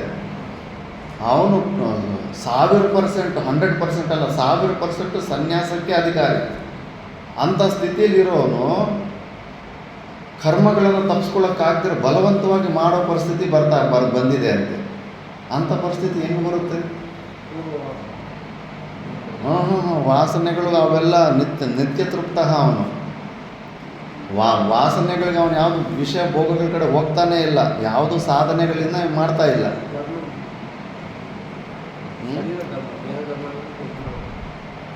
ದೇಹ ಧರ್ಮ, ಅವನು ದೇಹದ ತಾದಾತ್ಮ್ಯನೇ ತೆಕ್ಕೋಬೇಕಂತ ಸನ್ಯಾಸ ತಗೊತಾ ಇರೋದು. ಪ್ರಯೋಜನ ಏನು? ಅವನ ಕರ್ಮಗಳು ಯಾವ ಉದ್ದೇಶದಿಂದ ಮಾಡ್ತಾನೆ? ಬಲವಂತವಾಗಿ ಮಾಡಬೇಕಾದಂಥ ಪರಿಸ್ಥಿತಿ ಬರ್ತಾ ಇದೆ. ಹೆಂಗೆ ಬರುತ್ತೆ ಅಂತ ಬಲವಂತವಾದ ಪರಿಸ್ಥಿತಿ?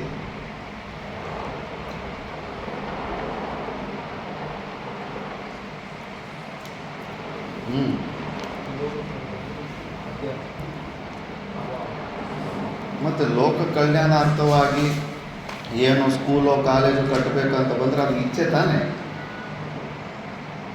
ಅದು ಇಚ್ಛೆನೇ ಅದು. ಮತ್ತು ಇಚ್ಛೆ ಇದ್ದವನು ಮೋಕ್ಷ ಬರುತ್ತಾ?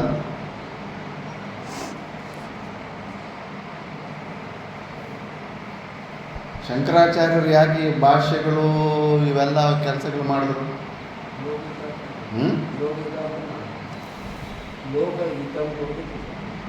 ఎందుకు చేస్తారు లోకహితం కొరకు? ఇంట్రెస్టే లేదు వాళ్ళకి. అసలు ఈ లోకంలో కూడా ఏమీ పొందాలని లేదు, స్వర్గంలో కూడా పొందాలని లేదు. చేతులు కాళ్ళు ఆడడానికి కారణం ఏంటి? చెప్తున్నారు, బలవంతంగా చేయాల్సిన పరిస్థితి వస్తుందండి. అది శిష్ట విగర్హణ, శిష్టుల చేతల నిందింపబడకుండా ఉండడానికి ఈ కర్మలను వదలలేని పరిస్థితి, చేయాల్సిన పరిస్థితి వస్తుందంటున్నాం.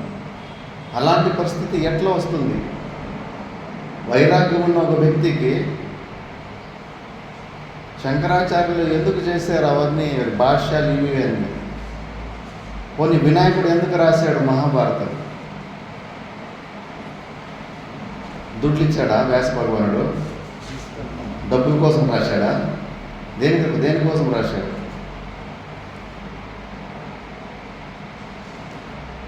శంకరాచార్యులు ఇంతంతా ఈ పనులన్నీ ఎందుకు చేశారు? వివేకానందుడు ఎందుకు అంతా అమెరికాకి పోయి స్కూళ్ళు, మిషన్లు, రామకృష్ణ మిషన్లు ఇవన్నీ ఎందుకు చేశాడు? ఒక చిన్న ఇల్లు నడపాలంటేనే పిచ్చి పట్టేస్తుంది. అంత పెద్ద ఆశ్రమం నడపాలంటే ఎంత పని ఉంటుంది, ఎంత పరిశ్రమ ఉంటుంది. ఎందుకు చేయాల్సి వచ్చింది వాళ్ళు అవన్నీ పనులు?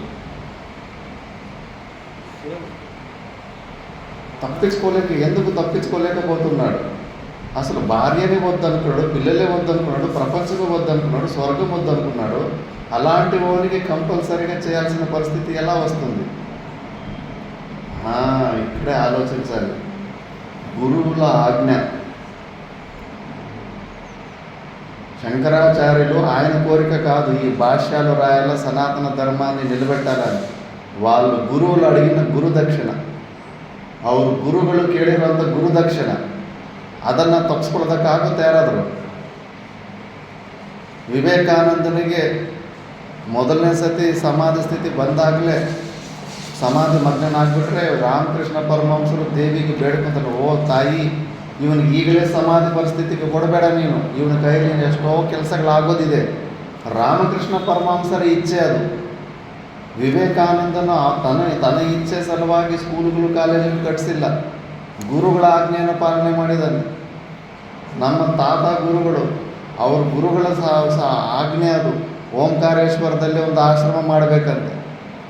ಅವ್ರ ಇಚ್ಛೆ ಆಗಿರಲಿಲ್ಲ. ನಮ್ಮ ಗುರುಗಳು ಅವ್ರ ಇಚ್ಛೆ ಆಗಿರಲಿಲ್ಲ. ಅವ್ರ ಗುರುಗಳು ಹಿಂಗೆ ಬಲವಂತವಾಗಿ ನೀನು ಮಾಡಲೇಬೇಕು ಅದು ಗುರು ಆಜ್ಞೆ ಅಂಥ ಪರಿಸ್ಥಿತಿ ಬರುತ್ತೆ. ದತ್ತಾತ್ರೇಯ ಯಾಕೆ ಮತ್ತೆ ಮತ್ತೆ ಜನ್ಮ ತಗೊತಾ ಇದ್ದಾನೆ? ಜನ್ಮ ತಗೊಳ್ಳಿದ್ರೆ ನರಕಕ್ಕೆ ಹೋಗ್ತಾನ? ಮತ್ತೆ ಯಾಕೆ ಮತ್ತೆ ಮತ್ತೆ ಜನ್ಮ ತಗೊತಾ ಇದ್ದಾನೆ? ಮೊದಲನೇ ಜನ್ಮದಲ್ಲಿ ಮಾತು ಕೊಟ್ಟಿರ್ತಾರೆ, ತ್ರಿಮೂರ್ತಿಗಳು ವರ ಕೊಟ್ಟಿದ ತಕ್ಷಣವೇ ಆ ವರದ ಜೊತೆಯಲ್ಲಿ ಕ್ಲೋಸ್ಡ್ ಪ್ಯಾಕೇಜ್ ಅತ್ರಿ ಅನುಸೇರಿ. ಈ ಲೋಕದಲ್ಲಿ ಯಾವಾಗ ಗುರುಭಕ್ತಿ ಧರ್ಮವು ಮೋಕ್ಷ ಮಾರ್ಗದ ಕ್ಷೀಣವಾಗ್ತಾ ಇರುತ್ತೋ ಆ ಸಮಯದಲ್ಲಿ ಅನೇಕ ಶರೀರಗಳಿಂದ ದತ್ತಾತ್ರೇಯನು ಮತ್ತೆ ಮತ್ತೆ ಶರೀರಗಳು ತಗೊಂಡು ಈ ಗುರು ಪರಂಪರೆಯನ್ನು ವೃದ್ಧಿ ಮಾಡ್ತಾ ಇರ್ತಾನೆ. ಆ ವರದ ಸಮೇತ ಈಶ್ವರನಂಗಿ. ಅದಕ್ಕೆ ಪ್ರಬಲ ಪ್ರಾರಬ್ಧ. ಕಲ್ಪಾಂತ ತನಕ ದತ್ತಾತ್ರೇಯನು ವಿದೇಹ ಕೈವಲ್ಯ ಆಗೋದಕ್ಕೆ ಸಾಧ್ಯ ಇಲ್ಲ. ಮತ್ತೆ ಮತ್ತೆ ಶರೀರಗಳು ಬರ್ತಾನೆ ಇರಬೇಕು. ಆದ್ದರಿಂದ ಅಂಥದ್ದೊಂದು ಪರಿಸ್ಥಿತಿಯಲ್ಲಿ ಮತ್ತೆ ಇನ್ಯಾರು ತಪ್ಪಿಸ್ಕೋದಕ್ಕಾಗೋದಿಲ್ವಲ್ಲ. ಗುರುದಕ್ಷಿಣೆ ಏನಾದರೂ ಕೇಳಿದ್ರೆ ಅದನ್ನು ಮಾಡಲೇಬೇಕಾಗುತ್ತೆ. ಅದನ್ನು ಮಾಡಿದ್ರೆ ಮುಂದೋದ್ರೆ ಇನ್ನೂ ಅನರ್ಥಗಳೇ ಆಗ್ತಾ ಇರುತ್ತೆ. ಗುರುಕೃಪೆ ಇಲ್ಲದಿದ್ರೆ ಏನು ಸಾಧನೆ ಕೂಡ ಆಗೋದಿಲ್ಲ. ಆದ್ದರಿಂದ ಅಂಥ ಶಿಷ್ಟ ವಿಗ್ರಹ ಅಂದರೆ ಶಿಷ್ಟವಾದಂಥ ಗುರುಗಳು ಅಂಥವರಿಂದ ವಿಗ್ರಹಣ ಅವರಲ್ಲಿಂದ ತಿರಸ್ಕಾರ ಪಡದೇ ಇರಬೇಕು ಅನ್ನೋ ಒಂದು ಅವರ ಸಂತೋಷಕ್ಕಾಗಿ ಪರಿಜಿಗೀರ್ಷೇವ ಪೂರ್ವತ್ ಕರ್ಮಣಿ ಅಭಿಪ್ರವೃತ್ತ. ಈ ಥರ ಸಿಕ್ಕಾಕ್ಕೊಂಡು ಮತ್ತೆ ಯಾರಾದರೂ ಕೆಲವರು ಆಶ್ರಮಗಳು, ಸ್ಕೂಲುಗಳು, ಕಾಲೇಜುಗಳು ನಡೆಸ್ತಾ ಇದ್ದಾರೆ ಅಂದರೆ ಅಂಥವರು ಆ ಕೆಲಸಗಳು, ಆ ಕರ್ಮಗಳು ಮಾಡ್ತಾ ಇದ್ದರೂ ಕೂಡ ನಿಷ್ಕ್ರಿಯಾತ್ಮ ದರ್ಶನ ಸಂಪನ್ನತ್ವಾತ್ ನ ಏವ ಕಿಂಚಿತ್ ಕರೋತಿ ಸಹ. ಆ ಥರ ಮಾಡಿದ್ರೂ ಕೂಡ ಅವನು ಆ ಕರ್ಮಗಳು ಅವನನ್ನು ಬಂಧನದಲ್ಲಿ ಇಡೋದಕ್ಕೆ ಸಾಮರ್ಥ್ಯ ಇರೋದಿಲ್ಲ. ಯಾಕಂದರೆ ಅವನ ಇಚ್ಛೆನೇ ಇಲ್ಲ. ಗುರುಗಳ ಆಜ್ಞೆಯನ್ನು ಆ ಶರೀರ ಸಂಘಾತವು ಪಾಲನೆ ಮಾಡ್ತಾ ಇದೆ ಅಷ್ಟೇ. ಆದ್ದರಿಂದ ಅವನು ಏನು ಎಕ್ಸ್ಪೆಕ್ಟೇಷನ್ ಇರೋದಿಲ್ಲ. ಫಸ್ಟ್ ಗುರುಗಳು ಹೇಳಿದರೆ ನಾನು ಮಾಡ್ತಾ ಇದ್ದೀನಿ ಅಷ್ಟೇ. ಆದ್ದರಿಂದ ಅಂಥ ಕರ್ಮಗಳು ಕೂಡ ಅವನನ್ನು ಮಾಡ್ತಿದ್ರು ಕೂಡ ಅವನು ಏನೂ ಮಾಡ್ತಾನೇ ಇಲ್ಲ ಅಂತ ಅರ್ಥ. ಮತ್ತು ಸರಿ, ಈ ಥರ ಏನೋ ನೀವು ಕರ್ಮಗಳು ಮಾಡೋದರಲ್ಲಿ ಹೆಚ್ಚು ಪ್ರೇರಣೆ ಕೊಡ್ತಾ ಇದ್ದೀರ ಅಂದರೆ ನೀನು ಅಜ್ಞಾನ ಅವಸ್ಥೆಯಲ್ಲಿದ್ದಾಗ, ಮುಮುಕ್ಷು ಅವಸ್ಥೆಯಲ್ಲಿದ್ದಾಗ ಅಂತಃಕರಣ ಶುದ್ಧಿ ಸಲುವಾಗಿ ಕರ್ಮವನ್ನೇ ಮಾಡು ಅಂತ. ಮದುವೆಯಲ್ಲಿ ನೀನು ಜ್ಞಾನ ಬಂದಿದೆ ಅಂದಾಗ ಲೋಕ ಸಂಗ್ರಹವನ್ನು ದೃಷ್ಟಿಯಲ್ಲಿ ಇಟ್ಕೊಂಡು ಸ್ವಯಂ ಪ್ರೇರಣೆ ತಂದುಕೊಂಡು ಫಲಾಪೇಕ್ಷೆ ರಹಿತ ಕರ್ಮಗಳೇ ಮಾಡ್ತಾ ಇರುವಂಥ ಇಷ್ಟೊಂದೆಲ್ಲ ಪ್ರೇರಣೆ ಕೊಡ್ತಾ ಇದೆಯಾ. ಮತ್ತು ಪ್ರಪಂಚದಲ್ಲಿ 100 ಜನ ಸಾಧುಗಳು ಮೋಕ್ಷ ಹೊಂದಿದ್ದಾರೆ ಅಂದರೆ ಅದರಲ್ಲಿ 99 ಜನ ಅಸಲು ಅವ್ರ ಹೆಸರು ಕೂಡ ಸಹ ಯಾರಿಗೂ ಗೊತ್ತಾಗೋದಿಲ್ಲ. ಲೋ ಪ್ರೊಫೈಲ್ ಮೇಂಟೈನ್ ಮಾಡಿರ್ತಾರೆ. ಎಲ್ಲಿ ಹುಟ್ಟಿದ್ದಾರೆ, ಅವ್ರ ಹೆಸರೇನು, ಎಲ್ಲಿ ಅದು ಯಾವುದೋ ಒಂದು ಗುರು ಹತ್ರ ಹೋಗ್ಬಿಟ್ಟು ಸ್ವಲ್ಪ ಶ್ರವಣ ಮನಿಧಿ ದೇವಸ್ಥಾನ ಮಾಡಿಬಿಟ್ಟು ಒಂದು ಗುಹೆಯಲ್ಲಿ ಹೋಗ್ಬಿಟ್ಟು ಸೈಲೆಂಟಾಗಿ ಹೋಗ್ಬಿಟ್ಟು ಅಲ್ಲಿ ಶರೀರ ಬಿಟ್ಬಿಟ್ಟಿರ್ತಾರೆ. ಅಂಥವ್ರ ಸಂಖ್ಯೆನೇ ಹೆಚ್ಚಿದೆ. ನೀನೇನೋ ಕರ್ಮಗಳಲ್ಲೇ ಆಸಕ್ತಿ ತೋರಿಸಿ ಪ್ರೇರಣೆ ತೋರಿಸ್ತಾ ಇದೆಯಾ ಪರಮಾತ್ಮ. ಮತ್ತು ಅಂಥವ್ರ ಗತಿ ನಿನಗೆ ನಿನ್ನ ಲೆಕ್ಕದಲ್ಲೇ ಅವರು ಸೆಕೆಂಡ್ ಬೆಸ್ಟು. ಮೊದಲು ಪ್ರಿಯವಾದವರಲ್ಲ ಅವರು. ನಿನಗೆ ಪ್ರಿಯವಾದವರು ಕತ್ತೆ ಥರ ಕೆಲಸ ಮಾಡೋರೆ, ಫಲಾಪೇಕ್ಷೆ ಇಲ್ಲದಿರ ಭಗವಂತನ ಆಜ್ಞೆ ಪ್ರಕಾರದಲ್ಲಿ ಭಗವಂತ ಸ್ವಯಂ ಹೆಂಗೆ ಮಾಡಿ ತೋರಿಸಿದ್ದಾರೆ ಅದೇ ಥರ ನೀವು ಮಾಡಿ ತೋರಿಸಿದ್ರೇ ಭಗವಂತನಿಗೆ ಇಷ್ಟ ಆಗುತ್ತೆ. ನೀನು ಭಗವಂತನ ಮೆಚ್ಚಬೇಕಂದ್ರೆ ನೀನು ಯಾವಾಗಲೂ ಕೈ ಕಾಲಲ್ಲಿ ಪರಿಶ್ರಮ ಮಾಡ್ತಾ ಇರಬೇಕು. ಜಾಬ್ಲೆಸ್, ಸ್ಯಾಲರಿಲೆಸ್ ಜಾಬ್, ಸಂಬಳನೇ ಇಲ್ಲದಿರೋ ಅಂಥ ಒಂದು ಜಾಬ್ ಮಾಡಬೇಕು ನೀವು, ನಿಷ್ಕಾಮ ಕರ್ಮಯೋಗ. ಮತ್ತು ಇಂಥವ್ರ ಗತಿ ಏನು? ಅವರಂದರೆ ನಿನಗೆ ಇಷ್ಟ ಆಗೋದಿಲ್ವಾ? ಮತ್ತು ಅವರು ಮೋಕ್ಷನ ಹೊಂದೋದಿಲ್ವಾ? ಇಂಟ್ರೆಸ್ಟೇ ಇಲ್ಲದೆ ಇರೋರು ಈ ಪ್ರಪಂಚದಲ್ಲಿ. ನೀನು ಹೇಳ್ದಂಗೆ ನೀನು ಇಷ್ಟಪಟ್ಟಂಗೆ ಮಾಡದೇ ಇದ್ದವರು ಅವ್ರ ಗತಿ ಏನಂದಾಗ ಈಗ ನೆಕ್ಸ್ಟ್ ಶ್ಲೋಕದಲ್ಲಿ ಅವ್ರ ಬಗ್ಗೆ ಹೇಳ್ತಾರೆ. ಯಹ ಪುನಃ ಪೂರ್ವೋಕ್ತ ವಿಪರೀತಃ ಪ್ರಾಗೇವ ಕರ್ಮ ಆರಂಭಾತ್ ಬ್ರಹ್ಮಣಿ ಸರ್ವಾಂತರೇ ಪ್ರತ್ಯಗಾತ್ಮನಿ ನಿಷ್ಕ್ರಿಯೆ ಸಂಜಾತಾತ್ಮದರ್ಶನಃ ಸ ದೃಷ್ಟಾದೃಷ್ಟ ಇಷ್ಟವಿಷಯಾಶೀ ವಿವರ್ಜಿತತೆಯ ದೃಷ್ಟ ಅದೃಷ್ಟಾರ್ಥೆ ಕರ್ಮಣಿ ಪ್ರಯೋಜನಂ ಅಪಶ್ಯನ್ ಸಸಾಧನಂ ಕರ್ಮ ಸನ್ಯಸ್ಯ ಶರೀರಯಾತ್ರಾ ಮಾತ್ರ ಚೇಷ್ಟೋ ಯತಿ ಜ್ಞಾನನಿಷ್ಠೋ ಮುಚ್ಯತೆ ಇತಿ ಏತಂ ಅರ್ಥಂ ದರ್ಶಯಿತುಂ ಆಹ. ಓದೋಕೆ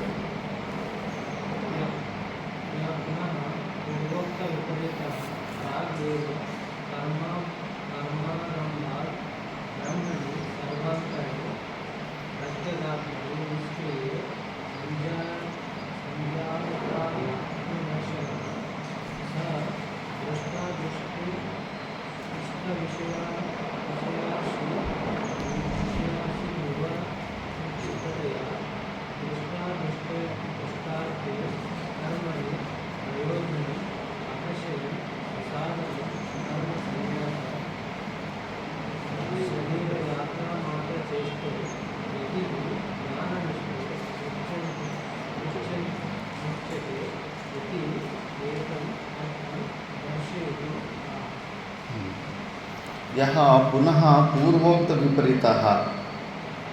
ಪೂರ್ವದಲ್ಲಿ ಏನು ಒಬ್ಬ ಜೀವನ್ಮುಕ್ತ ಪುರುಷನ ಬಗ್ಗೆ ಮಾತಾಡ್ತಾರಲ್ಲ ಅದಕ್ಕೆ ವಿಪರೀತವಾಗಿ ಇನ್ನೊಬ್ಬ ಇದ್ದಾನೆ. ಅವನು ಏನು ಮಾಡ್ತಾರೆ ಅಂದರೆ ಪ್ರಾಗೇವ ಕರ್ಮ ಆರಂಭ. ಕರ್ಮಗಳು ಪ್ರಾರಂಭ ಮಾಡೋದಕ್ಕಿಂತ ಮುಂಚೆನೇ ಬ್ರಹ್ಮಚಾರಿ ಅವಸ್ಥೆಯಲ್ಲಿ ಸಣ್ಣ ವಯಸ್ಸಿನಲ್ಲೇ ಬ್ರಹ್ಮಣಿ ಸರ್ವಾಂತರೇ ಪ್ರತ್ಯಗಾತ್ಮನಿ ನಿಷ್ಕ್ರಿಯ ಸಂಜಾತ ಆತ್ಮದರ್ಶನ. ಆ ಸಚ್ಚಿದಾನಂದ ಸ್ವರೂಪನಾದ ಸಾಕ್ಷಿ ಚೈತನ್ಯದಲ್ಲೇ ಅವನ ಆತ್ಮದರ್ಶನ ಮಾಡ್ಕೊಂಡ್ಬಿಟ್ಟಿರ್ತಾನೆ, ಸತ್ಯನ ತಿಳ್ಕೊಂಡ್ಬಿಟ್ಟಿರ್ತಾನೆ. ಕೆಲವರು ಬೆಂಕಿಯಲ್ಲಿ ಕೈ ಇಟ್ಟು ಒಬ್ಬ ಬೆಂಕಿ ಸುಡುತ್ತೆ ಅಂತ ತಿಳ್ಕೊತಾರೆ. ಕೆಲವರು ಮುಟ್ಕೊಳ್ದಿರೋ ದೂರದಿಂದಾನೇ ಆ ಹೀಟನ್ನು ನೋಡಿಬಿಟ್ಟು ಇದು ಹತ್ರ ಅವರು ಸುಡುತ್ತೆ ಅಂತ ತಿಳ್ಕೊಂಡು ಮುಂಚೆನೇ ದೂರ ಆಗಿಬಿಡ್ತಾರೆ. ಹಾಗೆ ಗೃಹಸ್ಥಾಶ್ರಮ ಎಲ್ಲ ಆಶ್ರಮಗಳು ಕೈ ಸುಡ್ಕೊಂಡು ಈ ಕಡೆ ಬರ್ತಾರೆ. ಬ್ರಹ್ಮಚಾರ ಅವಸ್ಥೆಯಲ್ಲಿ ತೀಕ್ಷ್ಣ ಬುದ್ಧಿ ಪೂರ್ವಜನ್ಮ ಸಾಧನೆ ಇದ್ದವರು ಅದರ ಕೆಸರಲ್ಲಿ ಕಾಲು ಹಿಡಿದಿರೇ ಸೇಫ್ ಆಗಿರ್ತಾರೆ. ಅಂಥವರು ದೃಷ್ಟ ಅದೃಷ್ಟ ಇಷ್ಟ ವಿಷಯಾಶೀಹಿ. ಅವರು ಅಷ್ಟೇ, ಇಲ್ಲೂ ದೃಷ್ಟ ಅಂದರೆ ಈ ಪ್ರಪಂಚದಲ್ಲೂ ಯಾವುದು ಸುಖ ಇಲ್ಲ, ಬೇರೆ ಲೋಕಗಳಲ್ಲಿ ಯಾವುದೇ ಸುಖಗಳ ಮೇಲೆ ಅವರಿಗೆ ಇಷ್ಟ ಇಲ್ಲ. ವಿಷಯಾಶೀಹಿ ವಿವರ್ಜಿತತೆಯ, ಆಸೆ ಬಿಟ್ಟುಬಿಟ್ಟಿದ್ದಾರೆ ಅದರ ಮೇಲೆ. ನನಗೆ ಆನಂದಕ್ಕೆ ಯಾವುದು ಕಾಂಟ್ರಿಬ್ಯೂಟ್ ಮಾಡೋಲ್ಲ, ಅಂಥ ಸಣ್ಣ ಸಣ್ಣ ಆನಂದಗಳು ನನಗೆ ತೃಪ್ತಿ ಆಗೋದಿಲ್ಲ, ನನಗೆ ಪರ್ಮನೆಂಟ್ ಆನಂದ ಬೇಕು ಅಂದ್ಬಿಟ್ಟು ಅದನ್ನು ಕಂಪ್ಲೀಟಾಗಿ ಬಿಟ್ಬಿಟ್ಟಿರ್ತಾನೆ. ಆದ್ದರಿಂದ ಅದೃಷ್ಟಾರ್ತೆ ಕರ್ಮಣಿ ಪ್ರಯೋಜನ ಅಪಶ್ಯನ್, ಏನು ಪ್ರಯೋಜನವೇ ಕಾಣಿಸ್ತಾ ಇಲ್ಲ. ಸುಮ್ಮನೆ ಒದ್ದಾಡೋದಕ್ಕೆ, ಬೆವರು ಸುರಿಸ್ಕೊಡೋದಕ್ಕೆ ಒಂದು ಪ್ರಯೋಜನವೂ ಪ್ರಪಂಚದಲ್ಲಿ ಏನೂ ಕಾಣಿಸ್ತಾನೇ ಇಲ್ಲ. ಸಸಾಧನಂ ಕರ್ಮ ಸನ್ಯಾಸ್ಯ, ಎಲ್ಲ ಕರ್ಮಗಳನ್ನು ಸರ್ವಕರ್ಮ ಸನ್ಯಾಸನ, ಎಲ್ಲ ಸಾಧನೆಗಳನ್ನು ಬಿಟ್ಟುಬಿಟ್ಟು ಸನ್ಯಾಸ ಮಾಡಿಬಿಟ್ಟು ಶರೀರ ಯಾತ್ರಾ ಮಾತ್ರ ಚೇಷ್ಟ, ಕೇವಲ ಶರೀರದ ಮೇಂಟೆನೆನ್ಸ್ ಸಲುವಾಗಿ ಒಂದು ಭಿಕ್ಷಾಟನೆ ರೂಪದ ಒಂದು ಕರ್ಮ ಮಾಡ್ತಾ ಇರ್ತಾರೆ. ಒಂದು ಹೊತ್ತೋ ಇಲ್ಲ 2 ಹೊತ್ತೋ ಅಷ್ಟೇ. ಶರೀರ ಯಾತ್ರಾ ಮಾತ್ರ ಚೇಷ್ಟ ಯತಿಹಿ ಅಂದರೆ ಇಂದ್ರಿಯ ನಿಗ್ರಹ ಇರೋ ಅಂಥವನು. ಸುಮ್ಮನೆ ಗೂಳಿ ಎದ್ದು ಥರ ಸುಮ್ಮನೆ ತಿಂದುಕೊಂಡು ಶರೀರ ಮೇಂಟೈನ್ ಮಾಡೋ ಭಿಕ್ಷುಕರೆಲ್ಲ ಅಲ್ಲ. ಇನ್ನು ಯತಿಹಿ ಸಾಮರ್ಥ್ಯ ಇದ್ದರೂ ಕೂಡ ವಿಷಯಗಳನ್ನು ಒಂದೇ ಅನುಭವಿಸೋ ಸಾಮರ್ಥ್ಯ ಇದ್ದರೂ ಕೂಡ ನಿಗ್ರಹ ಮಾಡಿಕೊಂಡಿರ್ತಾನೆ. ಜ್ಞಾನನಿಷ್ಠ ಅಂತ ಜ್ಞಾನನಿಷ್ಠೆಯಲ್ಲಿರೋವನು ಮುಚ್ಚತೆ ಇತಿ ಏತಮರ್ಥಂ ದರ್ಶಯಿತು, ಅಂಥವನು ಏನಾಗ್ತಾನೆ ಅಂದರೆ ಅವನು ಕೂಡ ಮೋಕ್ಷವನ್ನು ಹೊಂದುತ್ತಾನಂತ ತೋರಿಸೋದಕ್ಕೆ ಭಗವಂತ ನೆಕ್ಸ್ಟ್ ಶ್ಲೋಕನ ಸ್ಟಾರ್ಟ್ ಮಾಡ್ತಾ ಇದ್ದಾನೆ. ನಿರಾಶೀರ್ಯತ ಚಿತ್ತಾತ್ಮ ತ್ಯಕ್ತ ಸರ್ವ ಪರಿಗ್ರಹ ಶಾರೀರಂ ಕೇವಲಂ ಕರ್ಮ ಕುರ್ವನ್ನಾಪ್ನೋತಿ ಕಿಲ್ಬಿಷಂ. ನಿರಾಶೀರ್ಯತ ಚಿತ್ತಾತ್ಮ ತ್ಯಕ್ತ ಸರ್ವ ಪರಿಗ್ರಹ ಶಾರೀರಂ ಕೇವಲಂ ಕರ್ಮ ಕುರ್ವನ್ನಾಪ್ನೋತಿ ಕಿಲ್ಬಿಷಂ.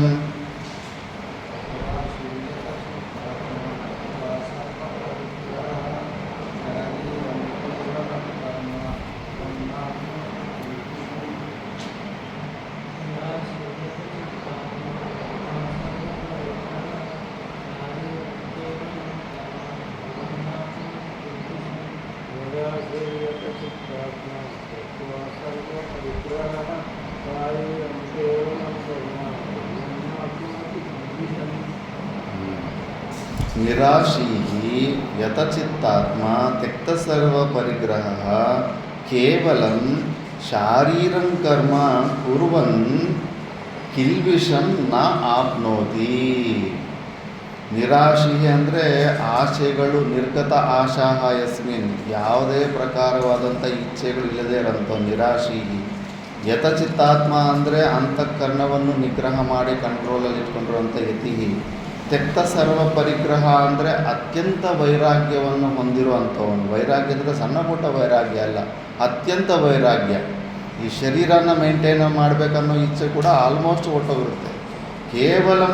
ಕೇವಲಂ ಶಾರೀರಂ ಕರ್ಮ ಕುರುವನ್, ಒಂದೊತ್ತು ಇಲ್ಲ 2 ಹೊತ್ತು ಊಟದ ಭಿಕ್ಷೆ ರೂಪ ಕರ್ಮ ಬಿಟ್ಟರೆ ಇನ್ನೊಂದು ಕೆಲಸ ಮಾಡ್ತಾ ಇರೋದಿಲ್ಲ ಅಂಥವನು ಕಿಲ್ಬಿಷಂ ನ ಆಪ್ನೋತಿ.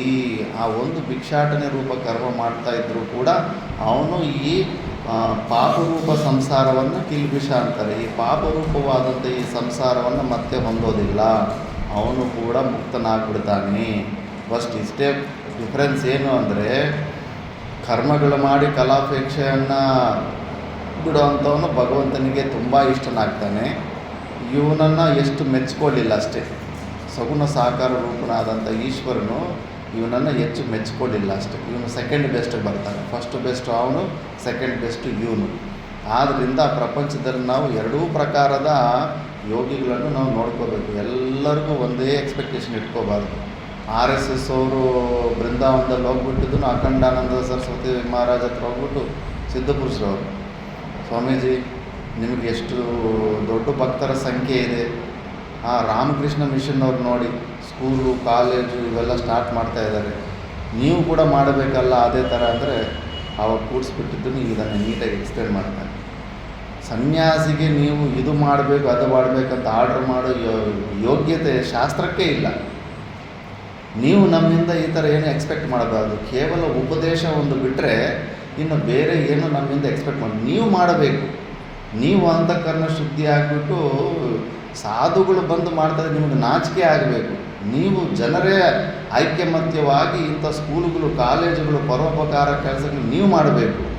ಅದು ನಾಚಿಕೆ ಆಗೋದು ಬಿಟ್ಟುಬಿಟ್ಟು ಸಾಧುಗಳೇನೋ ಎಕ್ಸ್ಟ್ರಾ ಬೋನಸ್ ಆಗಿ ಏನಾದರೂ ಮಾಡ್ತಾ ಇದ್ದನ್ನು ಅದನ್ನು ಎಲ್ಲ ಸಾಧುಗಳನ್ನು ಕಂಪಲ್ಸರಿ ಮಾಡಬೇಕಂತ ನಮ್ಮ ಮೇಲೆ ಒತ್ತಡ ತರೋ ಪ್ರಯತ್ನ ಮಾಡ್ತಿದ್ದೀರಲ್ಲ, ಇದು ಸರ್ವದಾ ತಪ್ಪು. ಸನ್ಯಾಸಿಗೆ ಯಾವುದೇ ಕರ್ತವ್ಯ ಕರ್ಮ ಇರೋದಿಲ್ಲ.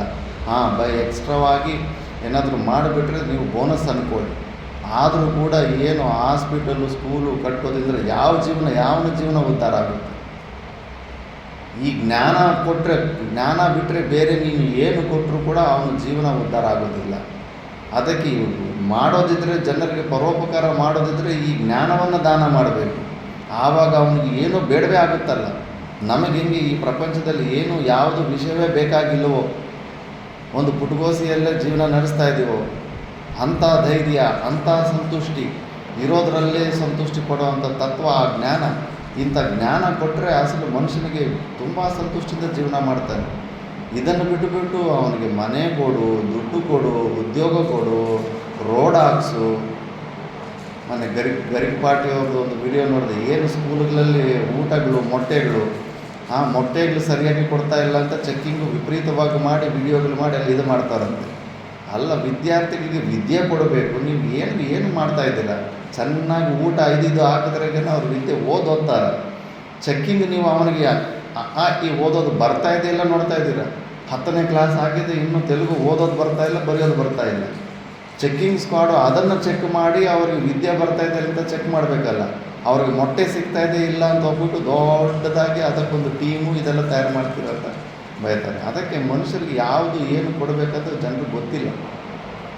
ಕೊಟ್ಟರೆ ಉತ್ತಮವಾದಂಥ ಈ ಜ್ಞಾನವನ್ನು ಕೊಡು. ಅವನಿಗೆ ಯಾವುದರ ಅವಶ್ಯಕತೆನೇ ಇಲ್ಲದಿರ ಆಗುತ್ತೆ. ಆದ್ದರಿಂದ ನಾವು 2 ಪ್ರಕಾರದ ವ್ಯಕ್ತಿಗಳು ಇರ್ತಾರೆ ಅನ್ನೋದು ನಾವು ಗುರುತಿಸಬೇಕು ಅಂತ. ಆದ್ದರಿಂದ ಅವನು ಕೂಡ ಮೋಕ್ಷವನ್ನು ಹೊಂದುತ್ತಾನೆ.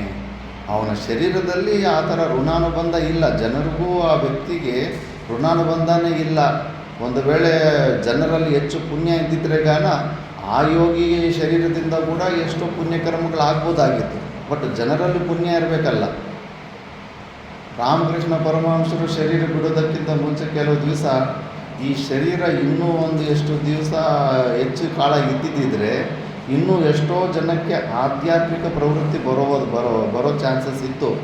ಆದರೆ ಅದು ಈಶ್ವರನ ಇಚ್ಛೆ ಅಲ್ಲ, ಲಿಮಿಟೆಡ್ಡೇ. ಕೆಲವರು ಪುಣ್ಯ ಮಾಡಿರ್ತಾರೆ. ಆ ಪುಣ್ಯಾತ್ಮರ ಸಲುವಾಗಿ ಅಂಥ ಯೋಗಿಗಳ ಶರೀರದಿಂದ ಕೆಲವೊಂದು ಪುಣ್ಯ ಕಾರ್ಯಗಳು ನಡೀತಾ ಇರ್ತವೆ ಅಷ್ಟೇ. ಮನುಷ್ಯರಲ್ಲಿ ಪುಣ್ಯ ಇರಬೇಕಲ್ಲ. ಅಂಥ ಯೋಗಿಗಳು ಬಂದು ಪ್ರಪಂಚದಲ್ಲಿ ಸ್ವಲ್ಪ ಈ ಥರ ಮಾಡಬೇಕಂದ್ರೆ ಎಲ್ಲ ಪಾಪಾತ್ಮಗಳೇ ಇದ್ದಾಗ ಮತ್ತು ಆ ಯೋಗಿ ಕೂಡ ಯಾಕೆ ಅವ್ರಿಗೆ ಅನ್ನೆಸೆಸರಿಯಾಗಿ ಆ ಕಡೆ ಹೋಗ್ತಾರೆ. ಆದ್ದರಿಂದ 2 ಪ್ರಕಾರದ ಜನರಿರ್ತಾರೆ ಅಂತ ತಿಳ್ಕೋಬೇಕು. ಇಬ್ಬರು ಮೋಕ್ಷವನ್ನು ಹೊಂದುತ್ತಾರೆ. ಅದನ್ನು ಭಾಷ್ಯದಲ್ಲಿ ನೋಡೋಣ. ನಿರಾಶೀಹಿ ನಿರ್ಗತ ಆಶಿಷೋ ಯಸ್ಮಾತ್ ಸ ನಿರಾಶೀಹಿ ಯತಚಿತ್ತಾತ್ಮ ಚಿತ್ತಂ ಅಂತಃಕರಣಂ ಆತ್ಮ ಬಾಹ್ಯಃ ಕಾರ್ಯಕರಣ ಸಂಗಾತಃ ತೌ ಉಭೌ ಅಪಿ ಯತೌ ಸಂಯತೌ ಯೇನ ಸ ಯತಚಿತ್ತಾತ್ಮ ತ್ಯಕ್ತ ಸರ್ವ ಪರಿಗ್ರಹಃ ತ್ಯಕ್ತಃ ಸರ್ವಃ ಪರಿಗ್ರಹೋ ಯೇನ ಸಹ ತ್ಯಕ್ತ ಸರ್ವ ಪರಿಗ್ರಹಃ ಶಾರೀರಂ ಶರೀರ ಸ್ಥಿತಿ ಮಾತ್ರ ಪ್ರಯೋಜನಂ ಕೇವಲಂ ತತ್ರ ಅಪಿ ಅಭಿಮಾನವರ್ಜಿತಂ ಕರ್ಮ ಕುರ್ವನ್ ನ ಆಪ್ನೋತಿ ನ ಪ್ರಾಪ್ನೋತಿ ಕಿಲ್ಬಿಷಂ ಅನಿಷ್ಟರೂಪ ಪಾಪಂ ಧರ್ಮಂಚ ಧರ್ಮಃ ಅಪಿ ಮುಮುಕ್ಷೋಃ ಕಿಲ್ಬಿಷಂ ಏವ ಬಂಧಾಪಾದಕತ್ವಾತ್ ಕಿಂಚ ಶಾರೀರಂ ಕೇವಲಂ ಕರ್ಮ ಇತ್ಯತ್ರ ಕಿಂ ಶರೀರ ನಿರ್ವರ್ತ್ಯಂ ಶಾರೀರಂ ಕರ್ಮ ಅಭಿಪ್ರೇತಂ ಆಹೋಸ್ವಿತ್ ಶರೀರ ಸ್ಥಿತಿ ಮಾತ್ರ ಪ್ರಯೋಜನಂ ಶಾರೀರಂ ಕರ್ಮ ಇತಿ. ಇಲ್ಲಿ ತನಕ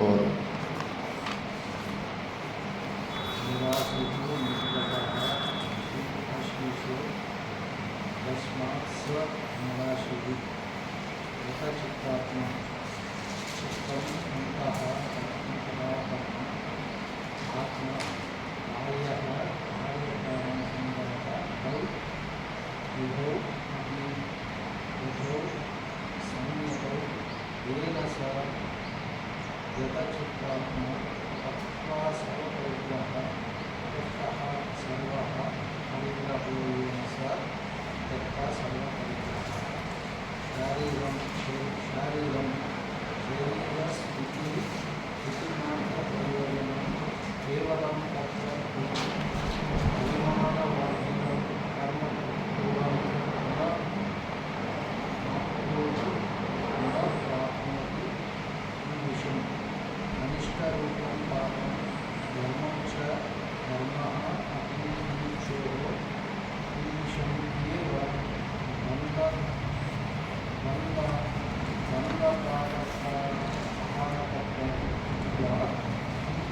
शरीरं केवलं कर्म इत्यत्रापि शरीरनिर्वर्त्य शरीरं कर्म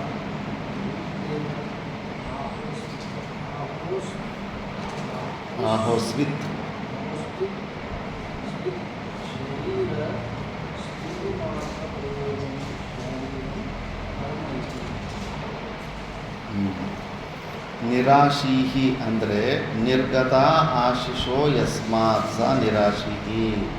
ಎಲ್ಲ ಪ್ರಕಾರದ ಆಶೆಗಳು ನಿರ್ಗತ ತೊಲಗಿ ಹೋಗಿರೋ ಅಂಥವನು.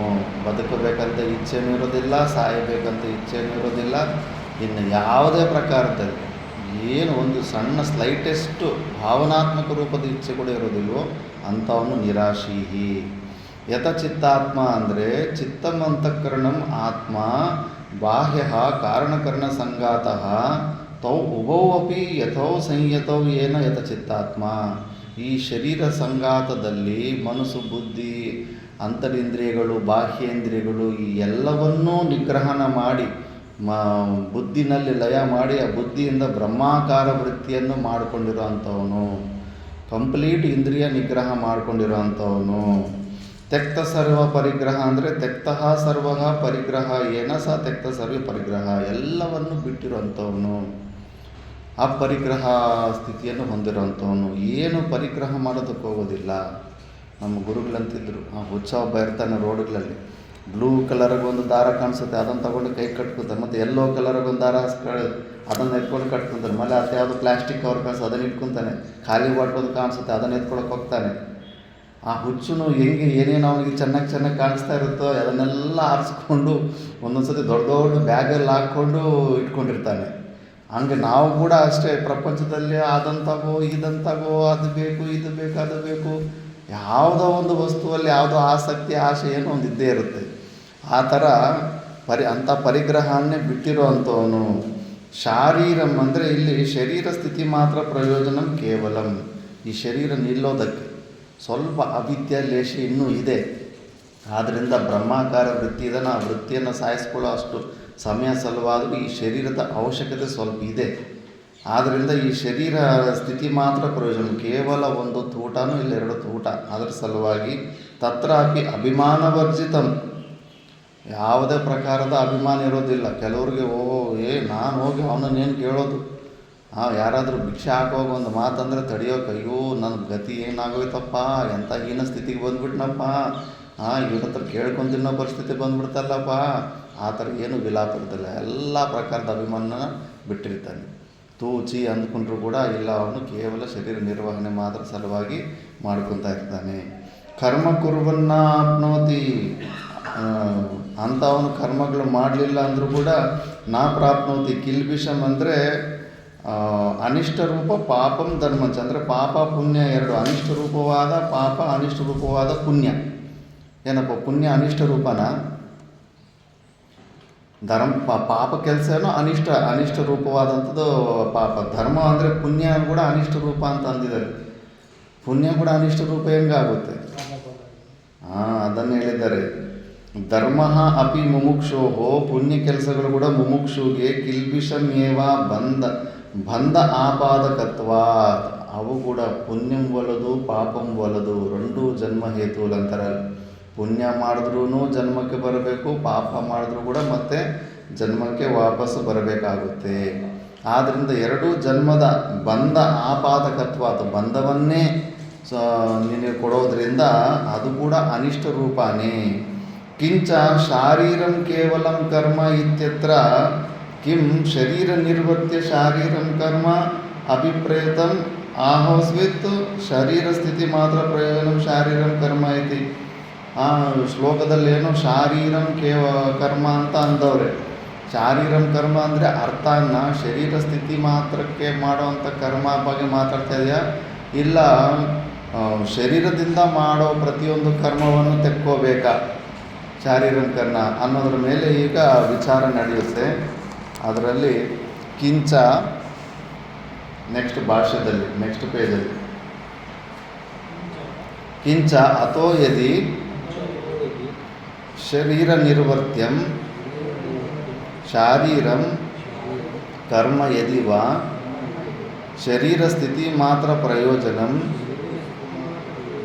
ಶಾರೀರಂ ಇತಿ ಉಚ್ಯತೆ. ಯದಾ ಶರೀರ ನಿರ್ವರ್ತ್ಯಂ ಕರ್ಮ ಶಾರೀರಂ ಅಭಿಪ್ರೇತಂ ಸ್ಯಾತ್ ತದಾ ದೃಷ್ಟಾದೃಷ್ಟ ಪ್ರಯೋಜನಂ ಕರ್ಮ ಪ್ರತಿಷಿದ್ಧಂ ಅಪಿ ಶರೀರೇಣ ಕುರ್ವನ್ ನ ಆಪ್ನೋತಿ ಕಿಲ್ಬಿಷಂ ಇತಿ ಬ್ರುವತೋ ವಿರುದ್ಧಾಭಿಧಾನಂ ಪ್ರಸಜ್ಜೇತ. ಶಾಸ್ತ್ರೀಯಂಚ ಕರ್ಮ ದೃಷ್ಟಾದೃಷ್ಟ ಪ್ರಯೋಜನಂ ಶಾರೀರೇಣ ಕುರ್ವನ್ ನ ಆಪ್ನೋತಿ ಕಿಲ್ಬಿಷಂ ಇತಿ ಅಪಿ ಬ್ರುವತಃ ಅಪ್ರಾಪ್ತ ಪ್ರತಿಷೇಧ ಪ್ರಸಂಗಃ. ಶಾರೀರಂ ಕರ್ಮ ಕುರ್ವನ್ ಇತಿ ವಿಶೇಷಣಾತ್ ಕೇವಲ ಶಬ್ದ ಪ್ರಯೋಗಾತ್ ಚ ವಾಂಗ್ಮನಸ ನಿರ್ವರ್ತ್ಯಂ ಕರ್ಮ ವಿಧಿ ಪ್ರತಿಷೇಧ ವಿಷಯಂ ಧರ್ಮಾಧರ್ಮ ಶಬ್ದವಾಚ್ಯಂ ಕುರ್ವನ್ ಪ್ರಾಪ್ನೋತಿ ಕಿಲ್ಬಿಷಂ ಇತಿ ಉಕ್ತಂ ಸ್ಯಾತ್. ತತ್ರ ಅಪಿ ವಾಂಗ್ಮನಸಾಭ್ಯಾಂ ವಿಹಿತಾನುಷ್ಠಾಪಕ್ಷೆ ಕಿಲ್ಬಿಷ ಪ್ರಾಪ್ತಿವಚನಂ ವಿರುದ್ಧಂ ಆಪದ್ಯೇತ. ಪ್ರತಿಷಿದ್ಧ ಸೇವಾ ಪಕ್ಷೆ ಅಪಿ ಭೂತಾರ್ಥಾನುವಾದ ಮಾತ್ರಂ ಅನರ್ಥಕಂ ಸ್ಯಾತ್. ಯದಾ ತು ಶರೀರ ಸ್ಥಿತಿ ಮಾತ್ರ ಪ್ರಯೋಜನಂ ಶಾರೀರಂ ಕರ್ಮ ಅಭಿಪ್ರೇತಂ ಭವೇತ್ ತದಾ ದೃಷ್ಟಾದುಷ್ಟ ಪ್ರಯೋಜನಂ ಕರ್ಮ ವಿಧಿ ಪ್ರತಿಷೇಧ ಗಮ್ಯಂ ಶರೀರ ವಾಂಗ್ ಮನಸ್ಸ ನಿರ್ವರ್ತ್ಯಂ ಅನ್ಯತ್ ಅಕುರ್ವನ್ ತೈಹಿ ಏವ ಶರೀರಾದಿಭಿಃ ಶರೀರ ಸ್ಥಿತಿ ಮಾತ್ರ ಪ್ರಯೋಜನಂ ಕೇವಲ ಶಬ್ದ ಪ್ರಯೋಗಾತ್ ಅಹಂ ಕರೋಮಿ ಇತಿ ಅಭಿಮಾನವರ್ಜಿತಃ ಶರೀರಾದಿ ಚೇಷ್ಟಾ ಮಾತ್ರಂ ಲೋಕದೃಷ್ಟ್ಯಾ ಕುರ್ವನ್ ನ ಆಪ್ನೋತಿ ಕಿಲ್ಬಿಷಂ. ಏವಂ ಭೂತಸ್ಯ ಪಾಪಶಬ್ದವಾಚ್ಯ ಕಿಲ್ಬಿಷ ಪ್ರಾಪ್ತಿ ಅಸಂಭವಾತ್ ಕಿಲ್ಬಿಷಂ ಸಂಸಾರಂ ನ ಆಪ್ನೋತಿ. ಜ್ಞಾನಾಗ್ನಿದಗ್ಧ ಸರ್ವಕರ್ಮತ್ವಾತ್ ಅಪ್ರತಿಬಂಧೇನ ಮುಚ್ಯತೆ ಏವ ಇತಿ. ಪೂರ್ವೋಕ್ತ ಸಮ್ಯಕ್ ದರ್ಶನ ಫಲಾನುವಾದ ಏವ ಏಷಃ ಏವಂ ಶಾರೀರಂ ಕೇವಲಂ ಕರ್ಮ ಇತಿ ಅಸ್ಯ ಅರ್ಥಪರಿಗ್ರಹೇ ನಿರವದ್ಯಂ ಭವತಿ. ಮಂಗಲ ಚೈತನ್ಯ ನೀನೋದು ಕಿಂಚ ಅದು किंच अतो यदि शरीरनिवर्तं शरीरं कर्म यदि वा शरीरस्थितिमात्रप्रयोजनं शरीरम् इति उच्यते. यदा यदा शरीरनिवर्तं कर्म शरीरं विप्रेतं स्यात्. यथा इष्टादृष्टप्रयोजनं कर्म प्रतिषिद्धम् अपि शरीरे कुर्वन् न प्राप्नोति विषम् इति भवतो विरुद्धाभिधानं प्रसज्येत. शास्त्रीयं च कर्म इष्टादृष्टप्रयोजनं शरीरे कुर्वन् न प्राप्नोति विषम् इति अपि भवतः अप्राप्तप्रतिषेधप्रसङ्गः. शरीरं कर्म कुर्वन् इति विशेषणात् केवलशब्दप्रयोगात् च वाङ्मनसनिर्वृत्तं कर्म इति प्रतिषेधविषयं कर्माकर्मशब्दवाच्यं कुर्वन् प्राप्नोति किं विषयम् इति उक्तं स्यात्. तत्रापि वाङ्मनसाभ्यां विहितानुष्ठानपेक्ष प्राप्तिवचनं विरुद्धम् आपद्येत. प्रतिषिद्धसेवापक्षे अपि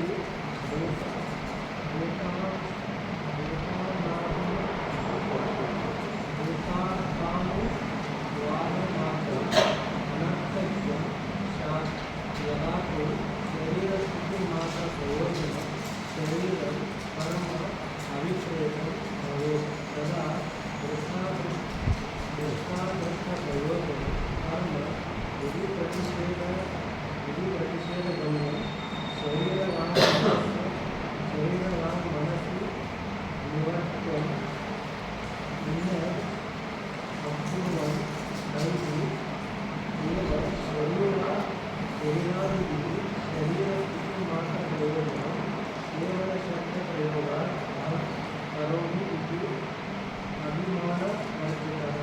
शरीरादिचेष्टामात्रं लोकदृष्ट्या कुर्वन् न आप्नोति किल्बिषम्. एवमुक्तस्य पापशब्दवाच्यं किल्बिषप्राप्त्या सम्भवात् किल्बिषं संसारः आप्नोति. ज्ञानाद्धि सर्वकर्मत्वात् ಅಪ್ರತಿಬಂಧೇನ मुच्यते एव इति. पूर्वोक्तसम्यग्दर्शनफलानुवाद एव एषः. एवं शरीरकेवलं कर्म इति तस्य अर्थपरिग्रहे निरवद्यं भवति. ಈಗ ಶ್ಲೋಕದಲ್ಲಿ ಯಾರು ಆಶಯರಹಿತನಾಗಿರ್ತಾನೋ ನಿರಾಶೆಯಾಗಿರ್ತಾನೋ ಇಂದ್ರಿಯ ನಿಗ್ರಹಗಳು ಮಾಡಿಕೊಂಡಿರೋಂಥವನು ಎಲ್ಲ ಪರಿಗ್ರಹಗಳನ್ನು ಅಂದರೆ ಆತ್ಯಂತಿಕ ವೈರಾಗ್ಯವನ್ನು ಹೊಂದಿರೋಂಥವನು ಕೇವಲ ಶಾರೀರಂ ಕರ್ಮ ಅಂದರೆ ಶರೀರನ ಉಳಿಸ್ಕೊಳ್ಳೋದಕ್ಕೆ ಒಂದು ಹೊತ್ತು ಇಲ್ಲ ಎರಡು ಹೊತ್ತು ಭಿಕ್ಷಾಟನೆ ರೂಪ ಆದಂಥ ಕರ್ಮವನ್ನು ಯಾರು ಮಾಡ್ತಾ ಇರ್ತಾನೋ ಅದು ಕೂಡ ಕರ್ಮನೇ ಅಲ್ಲ. ಭಿಕ್ಷೆಯನ್ನು ಬೇಡಬೇಕಂದ್ರೆ ವಾಗೀಂದ್ರದಿಂದ ಭವತಿ ಭಿಕ್ಷಾಂ ದೇಹಿ ಅಂತ ಕೇಳಬೇಕು, ಕಾಲುಗಳಿಂದ ನಡ್ಕೊಂಡು ಹೋಗಬೇಕು. ಅವರು ಭಿಕ್ಷೆ ಹಾಕಿದ್ಮೇಲೆ ಬೈತಾರೆ, ಬೈಗಳನ್ನು ಬಯಸ್ಕೋಬೇಕು. ಆ ಅನ್ನ ತಿನ್ನಬೇಕು, ತಿನ್ನೋ ಕ್ರಿಯೆ ಇವೆಲ್ಲವೂ ಕೂಡ ಕ್ರಿಯೆನೇ, ಕರ್ಮನೇ. ಅವೆಲ್ಲ ಕ್ರಿಯೆ ಚೇಷ್ಟೆಗಳು. ಮತ್ತು ಆ ಒಂದು ಕ್ರಿಯೆಯಿಂದ ಮತ್ತೆ ಆತನೇನಾದರೂ ಮತ್ತೆ ಬಂಧನಕ್ಕೆ ಬಂದು ಬಿಡ್ತಾನ ಅಂದರೆ ಇಲ್ಲ. ಕಿಲ್ಬಿಷನ್ ನಾ ಆಪ್ನೋತಿ ಅಂತ ಸನ್ಯಾಸಿ, ನಿಜವಾದ ಸನ್ಯಾಸಿ ಒಂದೊತ್ತು ಭಿಕ್ಷಾಟನೆ ಮಾಡೋದ್ರಿಂದ ಅಂಥ ಒಂದು ಕರ್ಮ ಮಾಡೋದ್ರಿಂದ ಮತ್ತೆ ಈ ಸಂಸಾರಕ್ಕೆ ಬರೋದಿಲ್ಲ. ಆ ಕರ್ಮ ಆತನನ್ನು ಬಂಧಿಸೋದಿಲ್ಲ. ಎರಡು ಪ್ರಕಾರದ ವ್ಯಕ್ತಿಗಳು ಭಗವಂತ ಹೇಳಿದ ಜೀವನ್ಮುಕ್ತ ಪುರುಷರಲ್ಲಿ. ಒಬ್ಬ ಜೀವನ್ಮುಕ್ತ ಪುರುಷ ಅವನು ಕೂಡ ಸ್ವರ್ಗದಲ್ಲಿ ಈ ಲೋಕದಲ್ಲಿ ಯಾವುದೇ ಪ್ರಕಾರವಾದಂಥ ಇಚ್ಛೆ ಇಲ್ಲ. ಆದ್ದರಿಂದ ಅವನು ಸಾಧನೆಗಳನ್ನು ಬಿಟ್ಟುಬಿಟ್ಟಿದ್ದಾನೆ, ನಿರಾಶ್ರಯ. ಆದರೆ ಅವನಿಗೆ ಕೆಲವೊಂದು ಕೆಲಸಗಳು ಕಂಪಲ್ಸರಿ ಮಾಡಬೇಕಾದ ಪರಿಸ್ಥಿತಿ ಬಂದಿದೆ. ಹೇಗೆ ಬರುತ್ತೆ ಅಂದರೆ ಅವ್ರ ಗುರುಗಳು ಆಜ್ಞೆ ಕೊಟ್ಟಿದ್ದಾರೆ, ಇಂಥದ್ದೊಂದು ಕೆಲಸ ಮಾಡು. ಶಂಕರಾಚಾರ್ಯರಿಗೆ ಅವ್ರ ಗುರುಗಳು ಆಜ್ಞೆ ಕೊಟ್ಟಿದ್ದಾರೆ, ವಿವೇಕಾನಂದನಿಗೆ ಅವ್ರ ಗುರುಗಳು ಆಜ್ಞೆ ಕೊಟ್ಟಿದ್ದಾರೆ. ಹಂಗೆ ಆದರೆ ಗುರು ಆಜ್ಞೆನ ತಿರಸ್ಕಾರ ಮಾಡೋಂಗಿಲ್ಲ. ಅವ್ರಿಗೆ ಸ್ವಯಂವಾಗಿ ಇಚ್ಛೆ ಇಲ್ಲ ಅಂದರೂ ಗುರುಗಳ ಮಾತನ್ನು ಆಜ್ಞೆಯನ್ನು ಪರಿಪಾಲನೆ ಮಾಡೋದಕ್ಕೆ ಕೆಲವೊಂದು ಆಶ್ರಮಗಳು, ಹಾಸ್ಪಿಟಲು, ಸ್ಕೂಲು ಏನೋ ಒಂದು ಮಾಡ್ಕೊತಾ ಇರ್ತಾರೆ. ಆ ಥರ ಮಾಡ್ತಾಯಿದ್ರು ಕೂಡ ಅಂಥದ್ದೊಂದು ಕರ್ಮ ಕೂಡ ಆತನನ್ನು ಬಂಧನಕ್ಕೆ ಕರ್ಕೊಂಡು ಬರೋದಿಲ್ಲ, ಆತನನ್ನು ಮೋಕ್ಷ ಹೊಂದಿಬಿಡ್ತಾನೆ. ಕೃಷ್ಣ ಪರಮಾತ್ಮನಿಗೆ ಭಗವದ್ಗೀತೆಯಲ್ಲಿ ಅಂಥವ್ರಂದ್ರೇ ಇಷ್ಟ. ಏನು ಮತ್ತು ಇನ್ನೊಂದು ಕ್ಯಾಟಗರಿ ಇದ್ದಾರೆ, ಪೂರ್ವ ಜನ್ಮದಲ್ಲಿ ಇಂಥವೆಲ್ಲ ಸಾಧನೆಗಳು ಮಾಡ್ಕೊಂಡ್ಬಿಟ್ಟಿದ್ದಾರೆ. ಅವ್ರಿಗೂ ಈಗ ಸ್ವರ್ಗದಲ್ಲೂ ಇಂಟ್ರೆಸ್ಟ್ ಇಲ್ಲ, ಈ ಲೋಕದಲ್ಲಿ ದುಡ್ಡು ಸಂಪಾದನೆ ಮಾಡಬೇಕಂತ ಇಂಟ್ರೆಸ್ಟ್ ಇಲ್ಲ. ಆದ್ದರಿಂದ ಅವರು ಸಾಧನೆಗಳನ್ನು ಬಿಟ್ಟುಬಿಟ್ಟು ಸಣ್ಣ ವಯಸ್ಸಿನಲ್ಲೇ ಬ್ರಹ್ಮಚರ್ಯ ಅವಸ್ಥೆಯಿಂದಲೇ ಓದುವರೇತಸ್ವರಾಗಿ ಸರ್ವಕರ್ಮ ಸನ್ಯಾಸಗಳು ಮಾಡಿಬಿಟ್ಟು ಸನ್ಯಾಸಿ ಆಗಿಬಿಟ್ಟಿರ್ತಾರೆ ಸಣ್ಣ ವಯಸ್ಸಿನಲ್ಲಿ. ಮತ್ತು ಅವ್ರಿಗೆ ಅವ್ರ ಗುರುಗಳು ಏನೋ ಆಜ್ಞೆ ಕೂಡ ಕೊಟ್ಟಿಲ್ಲ, ನೀನು ಸ್ಕೂಲ್ ಕಟ್ಸು, ಅದು ಕಟ್ಸು, ಇದು ಕಟ್ಸು ಅಂತ. ಅವರು ಸ್ವಲ್ಪ ದಿವಸ ಭಿಕ್ಷಾಟನೆ ಮಾಡ್ಕೊಂಡು ಶರೀರದ್ದು ಯಾವುದೋ ಗುಹೆಯಲ್ಲಿ ಕೂತ್ಕೊಂಡು ಹಂಗೆ ಶರೀರ ಬಿಟ್ಟುಬಿಡ್ತಾರೆ. మరి ಇಂಥವರು ಕೃಷ್ಣ ಪರಮಾತ್ಮ ನೀನು ಹೇಳೋ ಪ್ರಕಾರದಲ್ಲಿ ನಿನಗೆ ಇಂಥವ್ರು ಇಷ್ಟ ಆಗಲ್ವಲ್ಲ, ಆದ್ದರಿಂದ ಮತ್ತು ಇಷ್ಟ ಆಗಲ್ಲ ಅಂತ ಕೂಡ ಹೇಳಿಲ್ಲ. ಬಟ್ ಕರ್ಮಗಳನ್ನು ಮಾಡಿ ರಿಸಲ್ಟನ್ನು ಫಲಾಪೇಕ್ಷೆ ಇಲ್ಲದೆ ಮಾಡ್ತಾ ಇರೋವಂಥ ಸನ್ಯಾಸಿಯನ್ನು ತುಂಬ ಮೆಚ್ಕೊತಾನೆ ಪರಮಾತ್ಮ. ನೋಡಪ್ಪ, ನಾನು ಕೂಡ ನನಗೆ ಈ ಪ್ರಪಂಚದಲ್ಲಿ ಯಾವುದೇ ಒಂದು ಕರ್ತವ್ಯ ಇಲ್ಲ ಅಂದರೂ ಕೂಡ ನಾನು ಸ್ವಯಂವಾಗಿ ಆ ಕರ್ಮ ಮಾಡಿ ಕರ್ಮ ಫಲಾಪೇಕ್ಷೆಯನ್ನು ಬಿಟ್ಟು ಒಂದು ತೋರಿಸ್ಕೊಟ್ಟಿದ್ದೀನಿ. ಆದ್ದರಿಂದ ಯಾರೇ ಆಗಲಿ ಇದೇ ಥರ ಯಾರು ಮಾಡ್ತಾರೋ ಅವ್ರಿಗೆ ತಪ್ಪುದಿರೋ ಅವ್ರಿಗೆ ಮೋಕ್ಷ ಸಿಕ್ಬಿಡುತ್ತೆ ಅಂತ ಅವರನ್ನೇ ಹೆಚ್ಚು ಇಷ್ಟಪಡ್ತಾನೆ. ಭಗವದ್ಗೀತೆ ಸಾರನೇ ಅದು. ಹಾಗಂದ್ಬಿಟ್ಟು ಈ ಥರ ಕೆಲವರು ಇರ್ತಾರೆ ಅತ್ಯಂತ ವೈರಾಗ್ಯ ಇರೋರು, ಅವ್ರಿಗೆ ಅವ್ರ ಗುರುಗಳು ಯಾರು ಲೋಕ ಸಂಗ್ರಹ ಸಲುವಾಗಿ ಕೆಲಸ ಮಾಡೋಂಥ ಹೇಳೂ ಇಲ್ಲ. ಸೈಲೆಂಟಾಗಿ ಅವರು ಶ್ರಾವಣ ನಿಧಿಧ್ಯಾಸನ ಮಾಡಿಕೊಂಡು ಒಂದು ಭಿಕ್ಷಾಟನೆ ಮಾಡಿಕೊಂಡು ಗುಹೆಯಲ್ಲಿ ಹೋಗ್ಬಿಟ್ಟು ಯಾವುದೋ ಎಲ್ಲೋ ಒಂದು ಜಾಗದಲ್ಲಿ ಶರೀರ ಬಿಟ್ಟುಬಿಡ್ತಾರೆ. మరి ಅಂಥವ್ರಿಗೆ ಮೋಕ್ಷ ಸಿಗುತ್ತಂದರೆ 100% ಸಿಕ್ಕೇ ಸಿಗುತ್ತೆ ಅಂತ ಸ್ಪಷ್ಟ ಮಾಡಿದ್ವಿ. ಈಗ ಇದರಲ್ಲಿ ಶ್ಲೋಕದಲ್ಲಿ ಕೇವಲಂ ಶಾರೀರಂ ಕರ್ಮ ಅಂತಾರೆ. ಈ ಶಾರೀರಂ ಕರ್ಮ ಅನ್ನೋದಕ್ಕೆ ಭಾಷ್ಯಕಾರ ಭಗವಾನರು ಈ ಶರೀರ ನಿರ್ವಹಣೆಗೆ ಬೇಕಾದಂಥದ್ದು ಕರ್ಮ, ಮೇಂಟೆನೆನ್ಸ್ಗೆ, ಒಂದೊತ್ತು ಊಟ ಇಲ್ಲ ಎರಡೊತ್ತು ಊಟ ಅಂತ. ಈ ಅರ್ಥನ ಹೇಗೆ ನಿನ್ನ ಕಪೋಲ ಕಲ್ಪನೆಯಿಂದ ತೆಗೆದಿದೆಯಾ? ಇಲ್ಲ, ಇದಕ್ಕೆ ಬೇರೆ ಇನ್ನು ಅರ್ಥ ತೆಗಿಬೋದಲ್ಲ. ಶರೀರದಿಂದ ಮಾಡುವಂಥ ಕರ್ಮಗಳು ಅಂದರೆ ಎಲ್ಲ ಕರ್ಮಗಳು ಶರೀರದಿಂದ ಮಾಡುವಂಥ ಮನಸಾವಾಚ ಕರ್ಮ ಎಲ್ಲ ಕರ್ಮಗಳು ಮಾಡ್ಕೊಂತ ಕೂಡ ಅವನು ಬಂಧನದಲ್ಲಿ ಬೀಳೋದಿಲ್ಲ ಅಂತ ಅರ್ಥ ಮಾಡ್ಕೋಬೋದಲ್ಲ. ಇಲ್ಲೂ ಕೂಡ ಪರಮಾತ್ಮನು ಕರ್ಮಗಳನ್ನು ಮಾಡೋದ್ರಲ್ಲೇ ಪ್ರೇರಣೆ ಕೊಡ್ತಾ ಇದ್ದಾನೆ ಅಂತ ಈ ಥರ ಅರ್ಥ ತೆಗಿಬೋದಲ್ಲ. ಕೇವಲಂ ಶಾರೀರಂ ಕರ್ಮ ಅಂತ ಅಂದರೆ ಅದನ್ನು ವಿಚಾರ ಮಾಡೋಣ. ಹಂಗೆಲ್ಲ ಅರ್ಥ ನೀವು ಹೇಳ್ದಂಗೆ ಎಲ್ಲ ಪ್ರಕಾರದ ಶರೀರದಿಂದ ಮಾಡೋ ಪ್ರತಿಯೊಂದು ಕರ್ಮವನ್ನು ನಾವು ಗ್ರಹಣೆಗೆ ತಗೊಂಡ್ರೆ ಏನು ದೋಷ ಬರುತ್ತೆ ಅಂತ ಭಾಷಿಕರ ಭಗವಾನರು ತೋರಿಸ್ತಾ ಇದ್ದಾರೆ. ಮುಖ್ಯವಾಗಿ ಶರೀರದಲ್ಲಿ ಪುಣ್ಯಕರ್ಮಗಳು ಮಾಡ್ತೀವಿ, ಪಾಪಕರ್ಮಗಳು ಮಾಡ್ತೀವಿ. ಇಲ್ಲಿ ಶ್ಲೋಕದಲ್ಲಿ ಏನು ಹೇಳಿದಾನೆ, ಇಂಥ ಕೇವಲ ಶಾರೀರ ಕರ್ಮ ಮಾಡೋವನು ಪಾಪವನ್ನು ಹೊಂದೋದಿಲ್ಲ, ಪಾಪರೂಪವಾದಂಥ ಈ ಸಂಸಾರವನ್ನು ಹೊಂದೋದಿಲ್ಲ ಅಂತ ಹೇಳಿದ್ದಾನೆ. ಇವಾಗ ಕೇವಲ ಶರೀರ ಕರ್ಮದಲ್ಲಿ ನೀನು ಎಲ್ಲ ಕರ್ಮಗಳನ್ನು ಮಿಕ್ಸ್ ಮಾಡಿಬಿಟ್ರೆ ಅದರಲ್ಲಿ ನಿಷಿದ್ಧ ಕರ್ಮ, ಶಾಸ್ತ್ರ ನಿಷಿದ್ಧ ಕರ್ಮಗಳಿದ್ದಾವೆ, ಶಾಸ್ತ್ರ ವಿಹಿತ ಕರ್ಮಗಳಿದ್ದಾವೆ. ಇವಾಗ ಯಾರೋ ಒಬ್ಬನು ನಿಷಿದ್ಧ ಕರ್ಮಗಳು ಮಾಡ್ತಾನೆ, ಅವನು ಮರ್ಡರ್ ಮಾಡ್ತಾನೆ, ಇವನು ಮಾಡ್ತಾನೆ, ಅದನ್ನು ಕರ್ಮನೇ ಆಯಿತು. ಮತ್ತು ಅಂಥ ಮರ್ಡ್ರು ಕಳ್ಳತನ ಇಂಥ ಮಾಡಿದವನು ಕೂಡ ಮತ್ತೆ ಬಂಧನದಲ್ಲಿ ಬರೋದಿಲ್ವ, ಸಂಸಾರವನ್ನು ಬರೋದಿಲ್ಲ ಅನ್ನೋ ಒಂದು ಅರ್ಥ ಬಂದ್ಬಿಡುತ್ತೆ. ಆದ್ದರಿಂದ ಎಲ್ಲ ಕರ್ಮಗಳನ್ನು ಇಲ್ಲಿ ತೆಗೆದುಕೊಳ್ಳೋದಕ್ಕಾಗೋದಿಲ್ಲ. ಶಾರೀರಂ ಕೇವಲಂ ಕರ್ಮ ಅಂದರೆ ಭಿಕ್ಷಾಟನೆ ರೂಪದ ಒಂದು ಕರ್ಮ ಬಿಟ್ಟರೆ ಬೇರೆ ಅರ್ಥ ತಗೊಂಡ್ರೆ ಇಂಥ ಶಾಸ್ತ್ರದ ಮೇಲೇ ದೋಷ ಬಂದ್ಬಿಡುತ್ತೆ. ಪುಣ್ಯಕರ್ಮಗಳು ಶಾಸ್ತ್ರ ವಿಹಿತ ಕರ್ಮಗಳೇನೋ ಮಾಡಿಕೊಂಡ್ರೆ ಸ್ವರ್ಗಾದಿ ಲೋಕಗಳಿಗೆ ಹೋಗಬೇಕಾಗುತ್ತೆ, ನಿಷಿದ್ಧ ಕರ್ಮಗಳು ಮಾಡಿದ್ರೆ ನರಕಾದಿಗೆ ಹೋಗಬೇಕಾಗುತ್ತೆ. ಮತ್ತು ಶಾಸ್ತ್ರಕ್ಕೆ ವಿರುದ್ಧವಾದಂಥ ಮಾತು ಹೇಳ್ದಂಗೆ ಆಗ್ಬಿಡುತ್ತೆ. ಇಲ್ಲಿ ಕೇವಲಂ ಶಾರೀರಂ ಕರ್ಮದಕ್ಕೆ ಎರಡು ಪ್ರಕಾರದ ಅರ್ಥಗಳು ತಕ್ಕೋಬೋದು. ಒಂದು ಭಾಷ್ಯಕಾರ ಭಗವಾನರು ಭಿಕ್ಷಾಟನೆ ರೂಪ ಕರ್ಮ ತಗೊಂಡಿದ್ದಾರೆ ಅಷ್ಟೇ, ಬೇರೆ ಇನ್ನೂ ತಗೊಂಡಿಲ್ಲ. ಅಂತ ಕೇವಲ ಭಿಕ್ಷಾಟನೆ ರೂಪ ಕರ್ಮ ಮಾಡಿಕೊಂಡ್ರೆ ನಿನಗೆ ಪಾಪ ಬರೋದಿಲ್ಲ, ನೀನು ಸಂಸಾರದ ಬರೋದಿಲ್ಲ. ಅವನು ಪೂರ್ವ ಪಕ್ಷ ಅಂತಾನೆ. ಆ ಅರ್ಥ ಹಿಂಗೆ ತಗೊಂತೀಯ. ಇನ್ನು ಎಲ್ಲ ಪ್ರಕಾರದ ಕರ್ಮಗಳು ಮಾಡಿದ್ರೂ ಕೂಡ ಮತ್ತೆ ಅವನು ಸಂಸಾರದಲ್ಲಿ ಬರೋದಿಲ್ಲ, ಅವನು ಮೋಕ್ಷನ ಹೊಂದಿಬಿಡ್ತಾನೆ, ಹಿಂಗೆ ತಗೋಬೋದಲ್ಲ. ಅಂದರೆ ಮತ್ತು ಶಾಸ್ತ್ರ ನಿಷಿದ್ಧ ಕರ್ಮಗಳು ಮಾಡಿದ್ರೂ ಕೂಡ ಮತ್ತೆ ಮೋಕ್ಷ ಸಿಕ್ಬಿಡುತ್ತೆ ಅಂತ ತಪ್ಪು ಅರ್ಥ ಬಂದ್ಬಿಡುತ್ತೆ. ಆದ್ದರಿಂದ ಹಂಗೆ ವಿಪರೀತವಾದಂಥ ಅರ್ಥನ ನಾವು ತೆಗೆದುಕೊಳ್ಳೋದಕ್ಕಾಗೋದಿಲ್ಲ. ಅದನ್ನೇ ಅನೇಕ ಪ್ರಕಾರದ ಯುಕ್ತಿಗಳಿಂದ ಶಾರೀರಂ ಕರ್ಮ ಕುರುವನಿತಿ ವಿಶೇಷಣಾತ್ ಕೇವಲ ಶಬ್ದ ಪ್ರಯೋಗಾಚ ವಾಂಗ್ ಮನಸ ನಿವರ್ತ್ಯಂ ಕರ್ಮ ವಿಧಿ ಪ್ರತಿಷೇಧ ವಿಷಯಂ ಧರ್ಮಾಧರ್ಮ ಶಬ್ದವಾಚ್ಯಂ ಕುರುವನ್ ಪ್ರಾಪ್ನೋತಿ ಕಿಲ್ವಿಷಂ ಇತಿ ಉಕ್ತಂ ಸ್ಯಾತ್. ಕೇವಲ ಶಾರೀರ ಕರ್ಮ ಅನ್ನೋ ಕುರುವನ್ ಇತಿ ವಿಶೇಷಣದಿಂದ ಕೇವಲ ಶಬ್ದ ಪ್ರಯೋಗ. ಕೇವಲ ಶಬ್ದ ಅಲ್ಲಿ ಪಕ್ಕದಲ್ಲಿ ಇಟ್ಟಿದಾರಲ್ಲ, ಕೇವಲ ಶಾರೀರಂ ಕರ್ಮ ಅಂತಿದ್ರೆಗನ ನೀನು ಏನೇನೋ ಗೆಸ್ ಮಾಡೋದಕ್ಕೆ ಅವಕಾಶ ಇತ್ತು. ಕೇವಲ ಅನ್ನೋ ಶಬ್ದ ಇಟ್ಟಾಗ ಅಲ್ಲೊಂದು ವಿಶೇಷಣಕ್ಕೆ ಕೇವಲ ಅಂದ್ರೆಗನ ಮಿನಿಮಮ್ ಅಂತ. ಕೇವಲ ಚೈತನ್ಯ ಅಂತಾರೆ, ಕೇವಲಸ್ಯ ಭಾವಂ ಕೈವಲ್ಯಂ ಅಂತಾರೆ, ಕೈವಲ್ಯ ಸಿದ್ಧಿ ಅಂತಾರೆ. ಅಂದರೆ ಅಲ್ಲಿ ಕೇವಲ ಸಾಕ್ಷಿ ಚೈತನ್ಯನೇ ತಗೋಬೇಕಾಗುತ್ತೆ ಕೇವಲ ಶಬ್ದ ಇದ್ದಾಗ. ಆದ್ದರಿಂದ ಇಲ್ಲಿ ಕೇವಲ ಶಬ್ದ ಮುಖ್ಯವಾಗಿದ್ದು ಅದಕ್ಕೆ ಶಾರೀರ ವಿಶೇಷಣವಾಗಿ ನಾವು ವಿಚಾರ ಮಾಡಿದಾಗ ಒಂದು ಭಿಕ್ಷಾಟನೆ ರೂಪವಾದಂಥ ಕರ್ಮ ಬಿಟ್ಟರೆ ಬೇರೆ ಕರ್ಮಗಳು ಯಾವುವು ನೀವು ತಗೊಳ್ಳೋಂಗಿಲ್ಲ. ಯದಾತು ಶರೀರ ಸ್ಥಿತಿ ಮಾತ್ರ ಪ್ರಯೋಜನಂ ಶಾರೀರಂ ಕರ್ಮ ಅಭಿಪ್ರೇತಂ ಭವೇತ್ ತದಾ ದೃಷ್ಟಾದೃಷ್ಟ ಪ್ರಯೋಜನಂ ಕರ್ಮ ವಿಧಿ ಪ್ರತಿಷೇಧ ಗಮ್ಯಂ ಶರೀರವಾಂಗ ಮನಸ್ಸು ನಿವರ್ತ್ಯಂ ಅನ್ಯತ್ ಕುರ್ವಂತೈಃ ಏವ ಶರೀರಾದಿಭಿಃ ಶರೀರಸ್ಥಿತಿ ಮಾತ್ರ ಪ್ರಯೋಜನಂ ಕೇವಲ ಶಬ್ದ ಪ್ರಯೋಗಾತ್ ಅಹಂ ಕರೋಮಿ ಇತಿ ಅಭಿಮಾನ ವರ್ಜಿತಃ. ಈ ಥರ ಭಿಕ್ಷೆಯ ಒಂದು ತಗೊಂಡ್ರೆ ಕೂಡ ಭಿಕ್ಷಾಟನೆ ಕೂಡ ಅವನು ಅಭಿಮಾನರಹಿತವಾಗಿ ಮಾಡ್ತಾ ಇರ್ತಾನೆ. ಅದು ಪ್ರಾಣದ ಧರ್ಮ. ಈ ಹಲ್ಲಿ ಇರುತ್ತಲ್ಲ, ಲಿಸರ್ಡ್, ಹಲ್ಲಿಯನ್ನು ಬಾಲ ಕಟ್ ಮಾಡಿಬಿಡಿ. ನೀವು ಕಟ್ ಮಾಡಿದ್ಮೇಲೆ ಕೂಡ ಬಾಲದಲ್ಲಿ ಇನ್ನೂ ಒದ್ದಾಡ್ತಾ ಇರುತ್ತೆ, ಇನ್ನೂ ಕ್ರಿಯೆ ಮಾಡ್ತಾ ಇರುತ್ತೆ. ಹಲ್ಲಿಯ ಬಾಲ ಬಲ್ಲಿ ತೋಗ ಕತ್ತರಿಸಿದ తర్వాత ಕೂಡ ಬಲ್ಲಿ ಅಲ್ಲಾಡ್ತಾ ఉంటుంది. ಹಾಗೆ ಜೀವನ್ಮುಕ್ತ ಪುರುಷನು ಈ ಶರೀರದಿಂದ ತಾದಾತ್ಮ್ಯ ಕರ್ತೃತ್ವ ಭಾವವನ್ನು ತೆಕ್ಕೊಂಡ ಮೇಲೆ ಕೂಡ ಶರೀರಕ್ಕೆ ಅದರದೇ ಆದಂಥ ಕೆಲವೊಂದು ಕ್ರಿಯೆಗಳಿರ್ತವೆ. ಮನುಷ್ಯ ಪ್ರಾಣ ಈ ಶರೀರ ಮುಖ್ಯ ಪ್ರಾಣ ಬಿಟ್ಟು ಹೋದ ಮೇಲೆ ಕೂಡ ಕೈ ಕಾಲುಗಳು ಇವೆಲ್ಲ ಕೆಲವು ಮೂಮೆಂಟ್ ಕೂಡ ಆಗ್ತಾ ಇರ್ತವೆ. ಒಳಗಡೆ ಧನಂಜಯ ರೂಪದ ಒಂದು ಸೂಕ್ಷ್ಮ ಪ್ರಾಣ ಒಂದು ಶರೀರವನ್ನು ಹಿಂಗೆ ಉಬ್ಬಿಸ್ತಾ ಇರುತ್ತೆ ಒಳಗಡೆಯಿಂದ.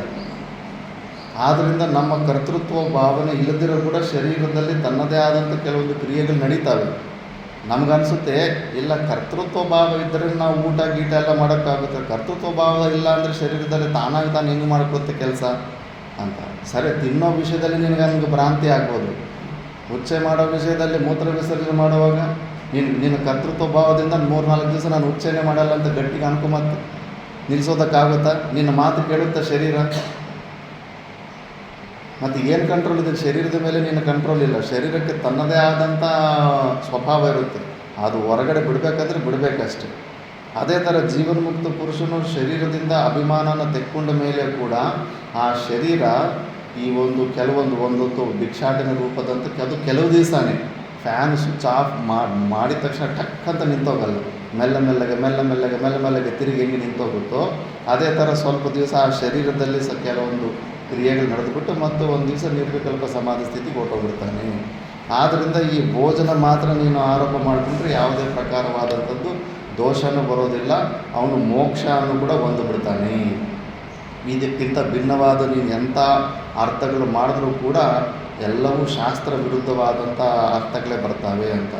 ಅದಕ್ಕೆ ಭಾಷೆಕಾರ ಭಗವಾನರ ಭಾಷೆಯಿಂದ ಒಂದೊಂದು ಪದವನ್ನು ನೀಟಾಗಿ ಯುಕ್ತಿಗಳಿಂದ ಶ್ರುತಿ ಮತ್ತು ಯುಕ್ತಿಗಳಿಂದ ಸಿದ್ಧ ಮಾಡಿ ಡಿಸೈಡ್ ಮಾಡಿಬಿಡ್ತಾರೆ. ಭಗವದ್ಗೀತೆ ಇದು ನಿಧಿಧ್ಯಾಸನ ಪುಸ್ತಕ, ಕ್ಲೈಮ್ಯಾಕ್ಸ್.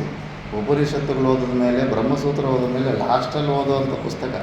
ಇದನ್ನು ಸ್ಟಾರ್ಟಿಂಗ್ ಪುಸ್ತಕ ಅನ್ಕೊಬಿಡ್ತಾರೆ. ಇದು ಆ ಥರ ಒಂದೊಂದು ಶಬ್ದದಲ್ಲಿ ಈ ಥರ ಬಿಟ್ಟಾಗ ನಮಗಿನ್ನ ಈ ಥರ ಅರ್ಥ ಸಿಗುತ್ತೆ. ಮಿಕ್ಕಿದ್ದು ನಾವು ನೆಕ್ಸ್ಟ್ ಕ್ಲಾಸಲ್ಲಿ ನೋಡೋಣ. ಓಂ ಪೂರ್ಣಮದ ಪೂರ್ಣಮಿದಂ ಪೂರ್ಣಾತ್ ಪೂರ್ಣಮುದಚ್ಯತೆ ಪೂರ್ಣಸ್ಯ ಪೂರ್ಣಮಾದಾಯ ಪೂರ್ಣಮೇವಾವಶಿಷ್ಯತೆ.